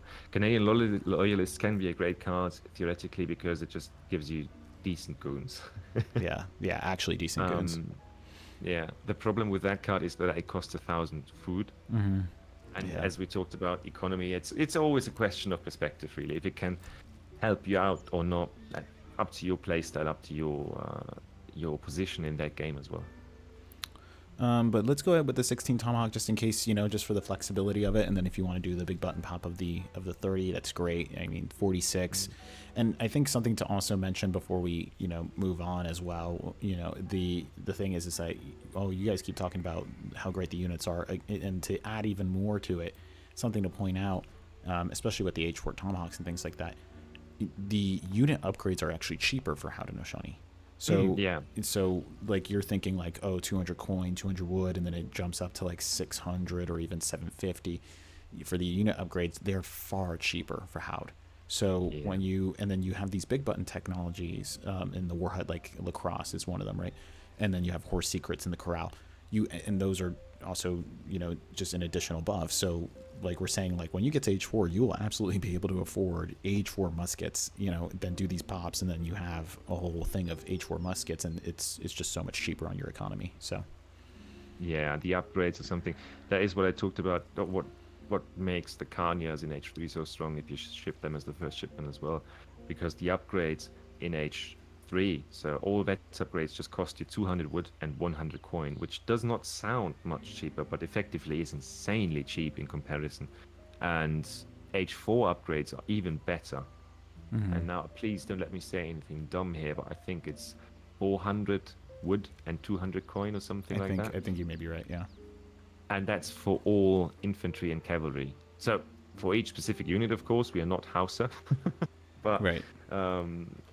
It is much, much cheaper. And this is, again, it sounds weird, But if you consider that it is much cheaper, that means you get a tempo advantage because it takes you much less time to get that upgrade in.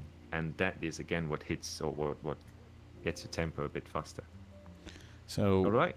yeah, this is your standard land deck. Everybody take a screenshot, take a picture of that. This is, and we've already mentioned, variability with this, right? So you can play with H4, you can play with H3, and then we discuss those options. So if you like something different, feel free to sub those out, but we'll just say this is a good general purpose land deck. Now, MFD, I want you to go ahead and take this deck, and I want you to replace a number of cards in it to do to do potential water play. Now, I understand Haudenosaunee water start. We can maybe do a different video on demonstrating the water start, maybe, but you can at least talk about it and make that deck from this deck. Yeah, pretty easy, honestly, to do. First of all, one thing I do have to mention, right, is that the deck that we are showing right now is, while it is very standard, so you can do most of the most important things with it, I would consider it, from a Haudenosaunee perspective, as a more industrial orientated deck. So it's not an FI deck per se, but certainly more oriented that way, in my opinion. Because for a more standard deck that is focused around H2, H3 play, as Haudenosaunee can often be played, I would consider getting the 600 coin just as a backup. I would consider getting more unit shipments in H3 or something like that. So maybe take out 2 unit shipments from H4 and then give 1 shipment to H2 and 1 shipment to H3. Right. Which is, again, you said yourself that you often end up being in H4 with Haudenosaunee, is something that I don't really do like that.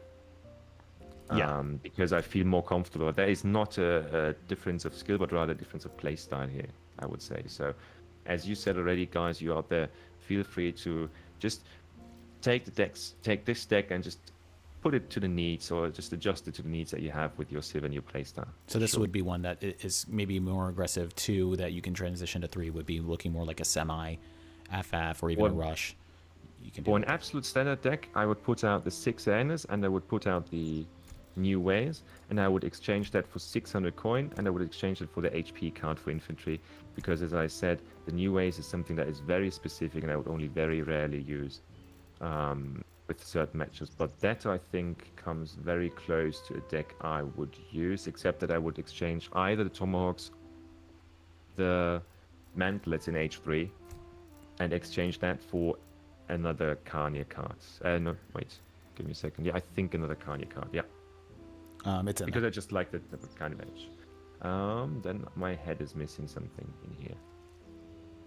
I think some weird utility card that it can't make out right now. The Cav attack. Oh, Cav attack. Yeah. Okay. Perfect. Or 900 resources. Yeah. Yeah. Either one. 900 resources sounds bad, but you can use that to go up to H4 after sending the 1200 resources as well. But you have a ton of options. That's about it. Yeah. Yeah. As we said, yours, the first one was a bit more H4 oriented, and that one is more H2, H3. Yeah. Again. So just up to preference. And guess what? You can make as many decks as you want. So just it's going to be dependent on the matchup. See, personally, I like H4 because I'm bad at the game.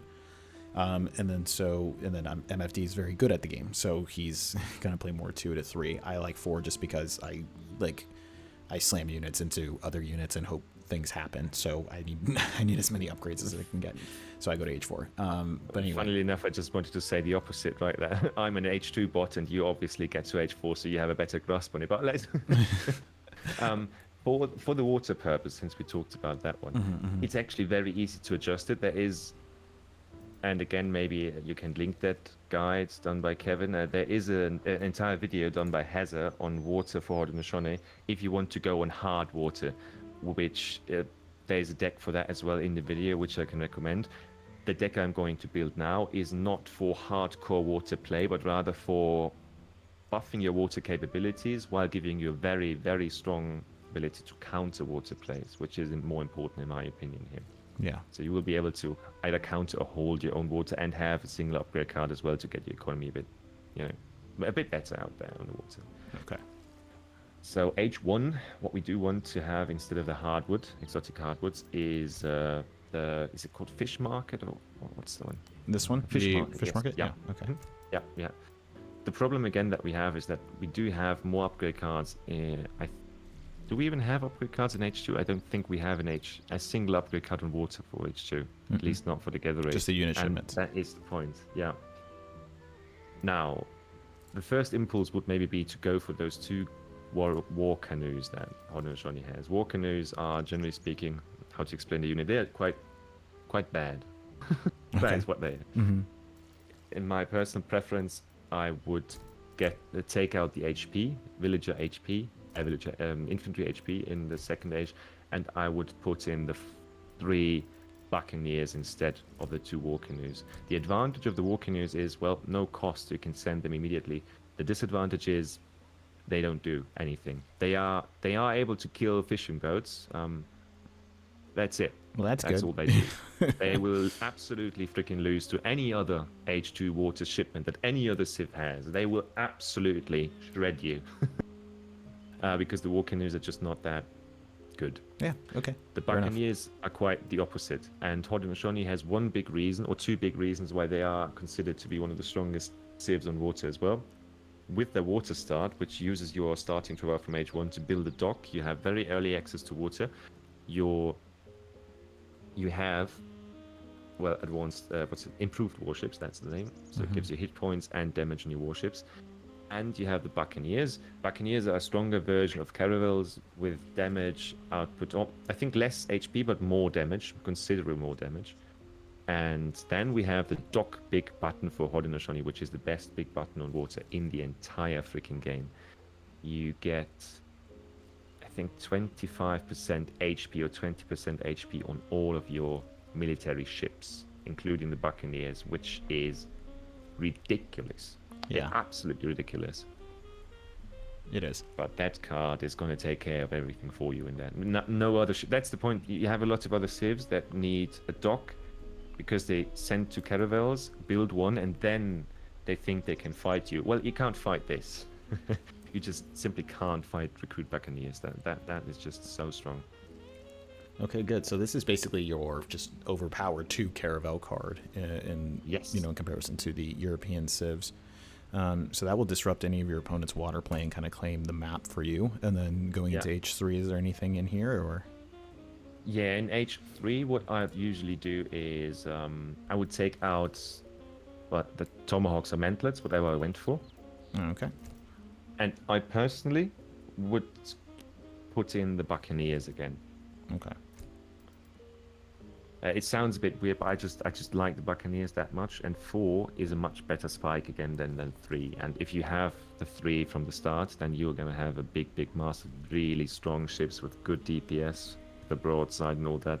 And don't forget, the HP buff is the only buff that also affects your small canoes, not your war canoes, but those canoes that you can build for 100 wood, that are very quick, that have a lot of HP with that buff, and therefore are very cost efficient in fighting enemy. The only issue for Haudenosaunee Water is that the Buccaneers are their tanky ships. Everything else dies in the fight. You don't have 2000 HP on your ships, so you're always going to have some attrition when fighting bigger European forces there.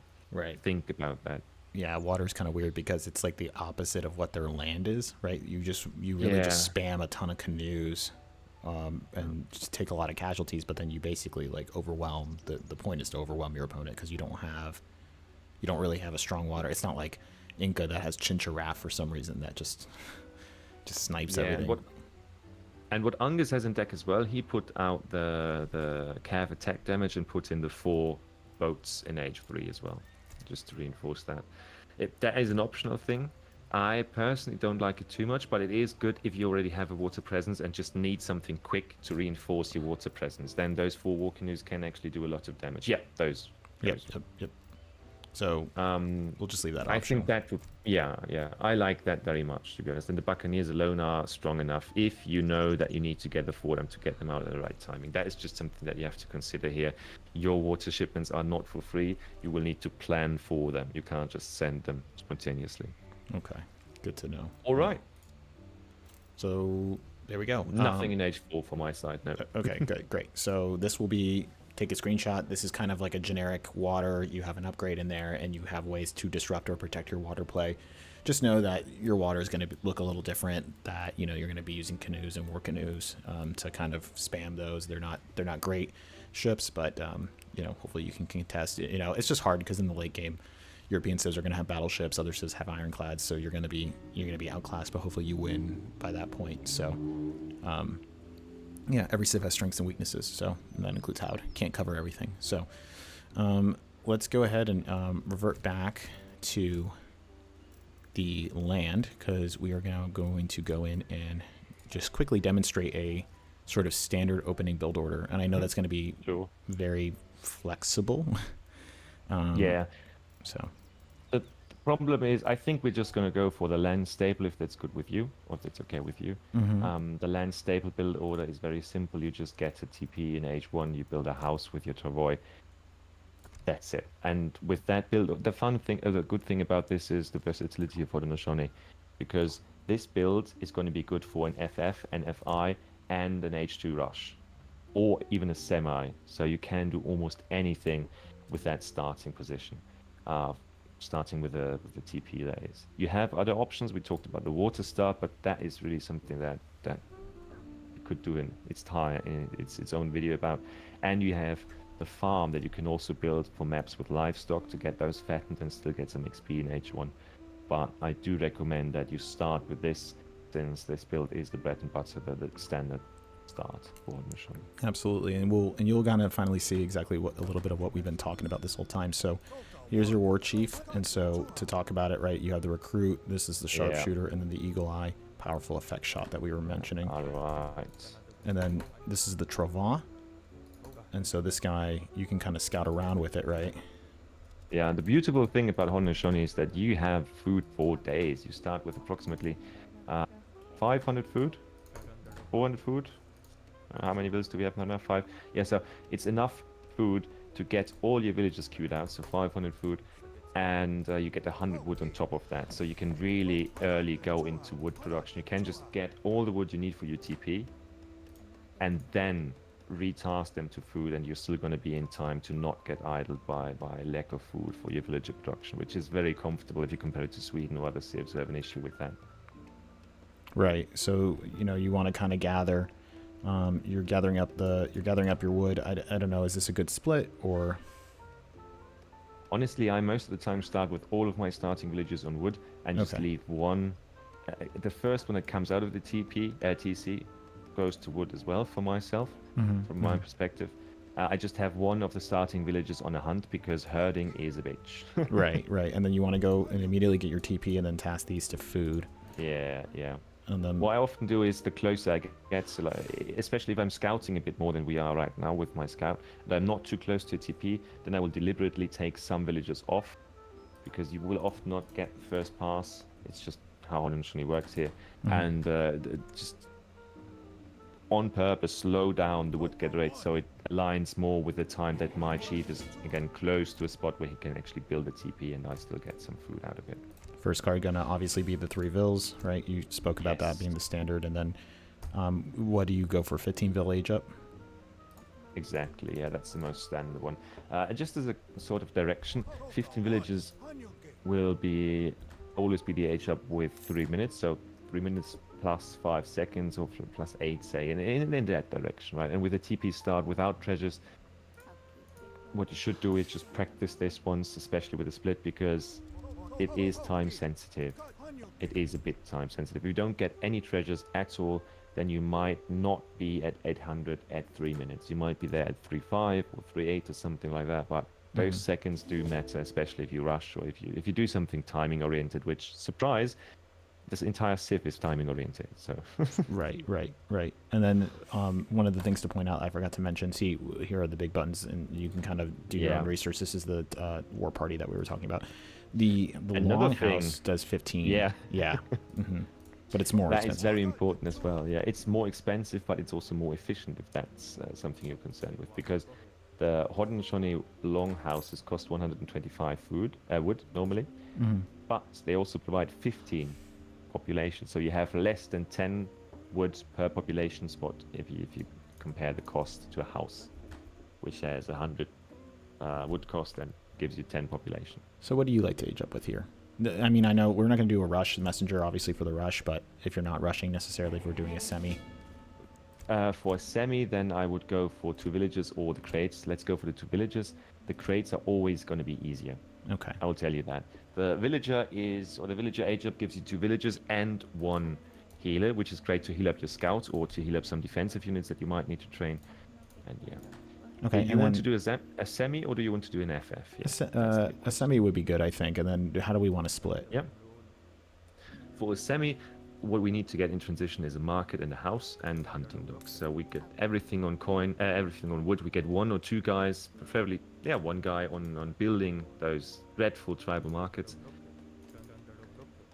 And we get 2 guys on herding. That's how I want to split it most of the time. We have been doing some talking right now, so that's of course why we have so much food in store already, and why our age up time is going to suck a bit, but that's perfectly fine for demonstration purposes here. Okay. With your tribal marketplace, so the gold gather thing, we need one of our guys to do that, to build one of those as well. So this is that coin gathering that we were talking about. We're going to get a market. That was the gold gathering that we talked about at the beginning of the video. Yeah, this building. Yeah. The semi that I like to play around with, it works like that. You send 4 Kanyas. No, wait, 5 villages first. I need to think about it in my head. It depends on the situation, but since I like to play it more aggressively sometimes, I do like to have less aggressive. The 5 villagers first, then you send 4 Kanya, and after that you send the 800 resources. We're going to get our big button in H2. We're going to get 2 batches of musketeers as well as possible. Build that to the front, but not too far out, since the semi is depends on the stiffness, of course. But if you want to place it defensively, then it should be, the warhead should always be in range of a TC, so your enemy cannot siege it. Oh, okay. Yeah, okay. Cannot siege it without getting TC fired. That's really important usually. We are a bit on coin because we want to get the hunting dogs, and after that, mostly food focused. We push the big button, which will give us the tomahawks, and then we need to split it between wood and food, mostly food. Do you want to send the 4 Kanya now, or Kanya next? Yeah. Okay, But you can wait. Otherwise, you're just going to clump up your population space, I reckon. Okay, I see. Well, we can make another house right now. If we did some treasure taking in the meantime, right, we are going to have our big boy, our chief, being a bit damaged usually. Right. So what you can do is you can use a healer to heal it up. And you can otherwise, if the healer is annoying you, just place him in a TC where he will not show up as an idle villager, but he will provide TC coverage, so TC fire, to just annoy your enemy and deter him a bit. Right. You can go off coin at the moment, because coin will only be needed for the age up. So for now, we just want to get out the cav, we want to get out the big button, which we did, and we want to build 2 more batches of musketeers. That is how I play my semi usually, because that gives you 15 musketeers around, depends on the macro of course, around about 15, 4 Kanyas, and with that you can push, you can defend, you can annoy, you can siege down TPs, get infrastructure, things like that, and then you still have a decent setup or decent position from which you can get into the age up process. Yeah, and I set that to my shipment point that you guys saw there earlier, and here's that buff that we're talking about, right? So that little circle there, you can see that we're getting a little bit of a bonus from the existence of the Warchief. Yeah. Don't forget the villager production place, but and we might, no, I think we should be fine with population space up to that. And now we can get, how much tomahawks do we have now? We have the party, and then we had a whole batch, so now we're at 10. Yeah, then we do 1 more batch. That means we need 60, now 50 more. No, we don't send anything. We send the resources. That's what we send now. Yeah, we're going to do 1 more villager, a batch of 5 tomahawks. So either now we can cut off wood and get on coin, massively on coin. So 10 at least, maybe even go for 12 or 13 with another tribal marketplace. Okay. Because that is what it is going to take to get up to the next stage. And with that army, you can just be annoying, can be aggressive, can be defensive as well. For example, against Russia, a lot of the time in H2, they're just economically going to outscale you if you try to stay H2 for too long. If Russia plays aggressively, you can theoretically just rush them, because you are much faster and you will get your cav out early enough to maybe even wreck their front base, or wreck the front base building bills, depending on how many they take for that. And yeah, for the age up, especially if I'm doing a semi, I don't need the wood necessarily. If I'm close with population space and I'm a bit worried, then I can gather the wood up as well. But otherwise, just focus on the 200 coin and the 300 food and be done with it. Okay. It's the more efficient way to do it, because then just don't use up the other time. Okay. And as you can see, we have more villagers on food now than we have on coin, and our coin gather rate is just not that great. So we will need another market, another tribal market in the meantime to get the gather rates up. Okay. I prefer to take, if I'm playing a bit more defensively, I always love to take just a good upgrade, yeah. Fur dressing is all of the times. You want to take fur dressing as well, I'm pretty sure, just so you can get that. It's pretty cheap and it's nice. It's good upgrade. In this scenario for sure, yeah, since we have the extra wood lying around. Now what I will often do, if the macro doesn't add up in that situation, I just sell food twice. That should put us in a very decent spot. Okay, we should be, yeah. And I think we had 1 minute or so of idle time in between with all the instructions. We age up fast to get the timing advantage, and we'll have a shipment ready just when we age up. We will have the 200 wood for our upgrade for the stable, for the coral, to upgrade our carnias if we need them. We have our mass of infantry, we have our mass of careful. Mass is a bit too much, but you know what I mean. And that is, in my opinion, a pretty decent setup for Haudenosaunee. Yeah, so one small tip to transition your economy when you are in H3 is that you get at least, you get around five villages on wood, so you can keep building infrastructure, keep building houses or upgrades and so on and so forth. And then you're really good to go. Yeah, so you can see this is you know, we were able to produce units while also get the economy going. 27 vills is nothing to sniff at, and this is a decent, you know, obviously it's going to be much faster when you get the treasures. So you can either use this war hut to, you know, you can make a war hut to either claim, or do you usually build a corral? I almost always go for corral, because there's very rarely a spot where you can go for another war hut and just go for skirm and tomahawk. I just don't like the composition, so it's always the calf. And then, here it really depends on your spot, but with a semi, I would most of the time, if I'm not in a really good spot, send army, so I can just transition into my H3 units a bit faster. So either the skirms or the calf, depending on what unit composition I want to go for. We have a lot of tomahawks, so we might just go for tomahawk and red carnia. Buy the wood in this scenario if you need to. Right. We have enough coin. Get some people on wood. I would say approximately 5. And then we can get the upgrade on the carnias in as well. So here's the horse secret button. So this is huge. Build time and speed. It's great. Lacrosse. 10% speed is insane. This is great too. Two range. Oh man. Yeah, if it were not so expensive, this would be an absolutely incredible pick there. See, and then see how cheap that upgrade is, right? So that's what we're talking about. 200, 100. Yeah, and now if you look at the carnia, now we have, if we didn't lose our H2 carnias, we have 10 carnias already. We could send 5 more after that, would have 15 carnias, 15 tomahawks, some skirms behind that. It masters quickly, and those are the skirm stats. They're absolutely terrible. Or not terrible, but not that great if you look at it. But if you send your Warchief with them, maybe we can show that again to just show the comparison how well that scales. And yeah, sell food once, please, and buy wood once. If we can, so we can get the upgrade in the carnia, so we can just show them. Oh, I did the upgrade. you are. Oh, you did the upgrade.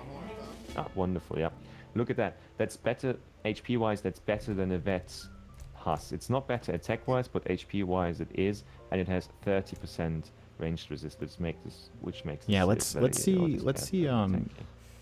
do a little, just really quick, you know, so everybody gets an idea of. So now you have an idea of the build, but let's get the.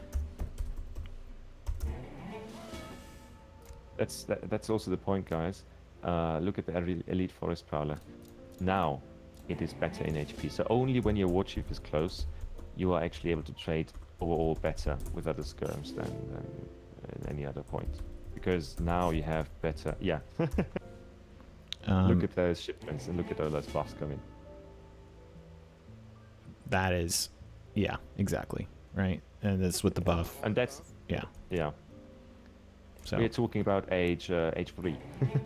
Yeah, exactly. Now, let's get all of your villagers, or at least 25. and then we Oh show the yeah, I see tribal what you mean. Yeah, marketplace, yeah, and I yeah, think yeah. that's a great finish there. By the way, the healer is also great because it can work on the tribal marketplace as well. Not on the tribal marketplace, on the community plaza, where it will act as 1.2 villagers worth of dancing power or socializing power, I guess. Socializing power. Probably the right word, albeit a bit, although it might be a bit too communist. I don't know about that aspect. Yeah. Yeah, Let's and see if I there, get 25 it's a here. bit confusing if you've never played a Warchief Civ, but all of those buttons are an individual dance, and I highly recommend you get it either in a control group or with a specific hotkey to quickly select that damn thing. Right. So that's great. So That's that great. Attack is damage 27%, which is huge. And now just look at the skirms. H3 skirms, ladies and gentlemen, 31 attack. I'm a Lakota player. I don't get 31 dam attack in H5, so... right, right. 439, 48. I mean, and then even the Tomahawk not even upgraded, 33, right? I mean, it is absolutely bonkers. And then Yeah, now look at the Tomahawk with the Chief in perspective. It's just, it goes places.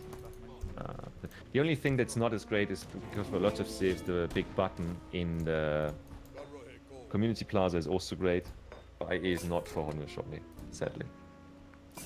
we should, oh yeah, and then you can, Musket Rider as well. Like we talked about that right here. They are. Yeah. Talk about their stats. Oh yeah, yeah. Now they are H4. It's a bit confusing, but the most important stat change. Oh yeah, and that is also something that never forget to upgrade your field cannons. It's not They're that so cheap. expensive, It's but so it makes cheap. all the Yeah. difference. It hits a few breaking points as well, enabling you to, I think, 2-shot falconets. Mm-hmm. Yeah, because they got a double multiplier, so 2 shots are going to take care of a falconet, and that is going to help you out a lot. So this is, obviously we kind of went off track there, but that was a very quick and dirty demonstration of a semi, and then we kind of wanted to show off the stats a little bit there towards the end. But if we talk about it, let's go ahead and quit out of this.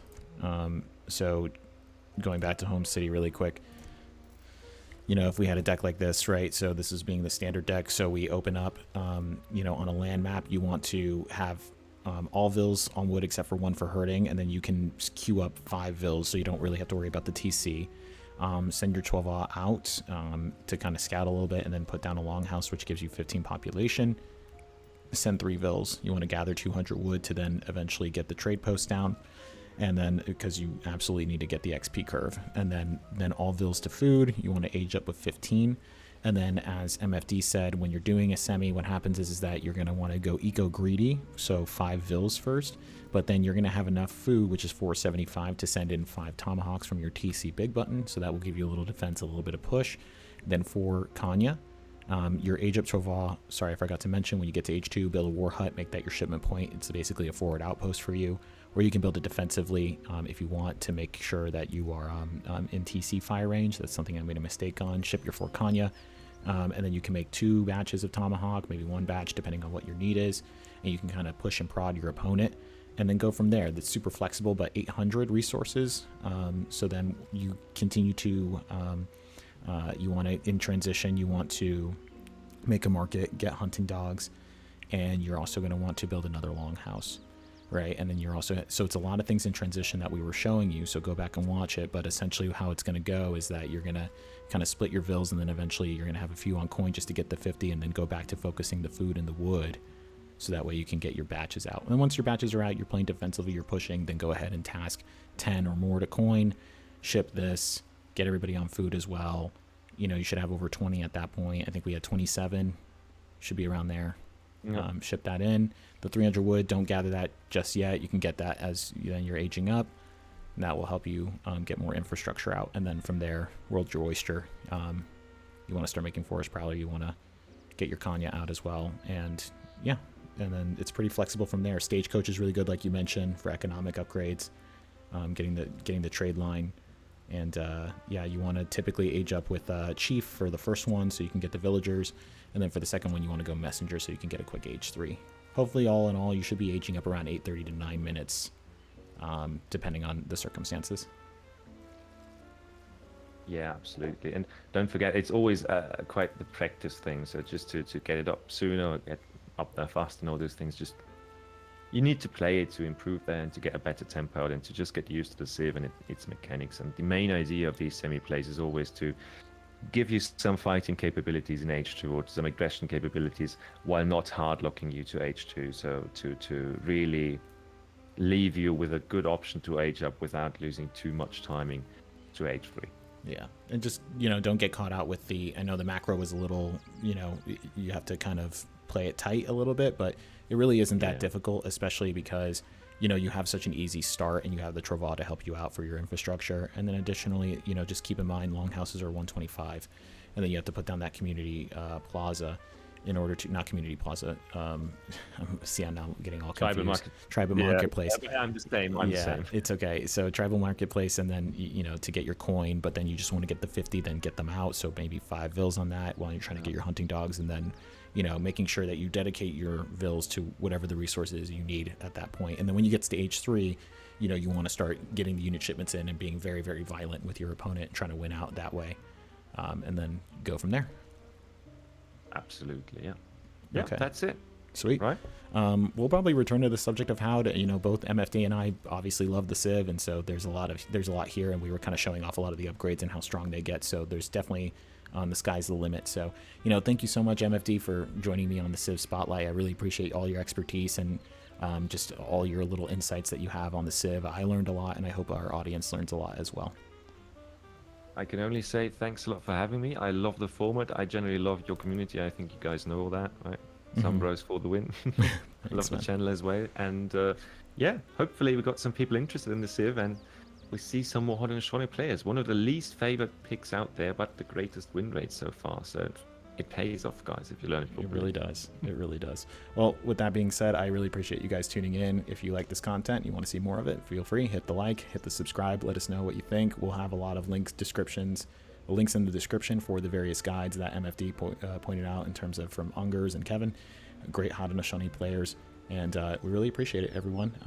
And if you want to even speak to MFD yourself and talk to him, he is available in the Discord and he is free. So go ahead and hit him up. Really appreciate it. Our link will be in the description for that as well.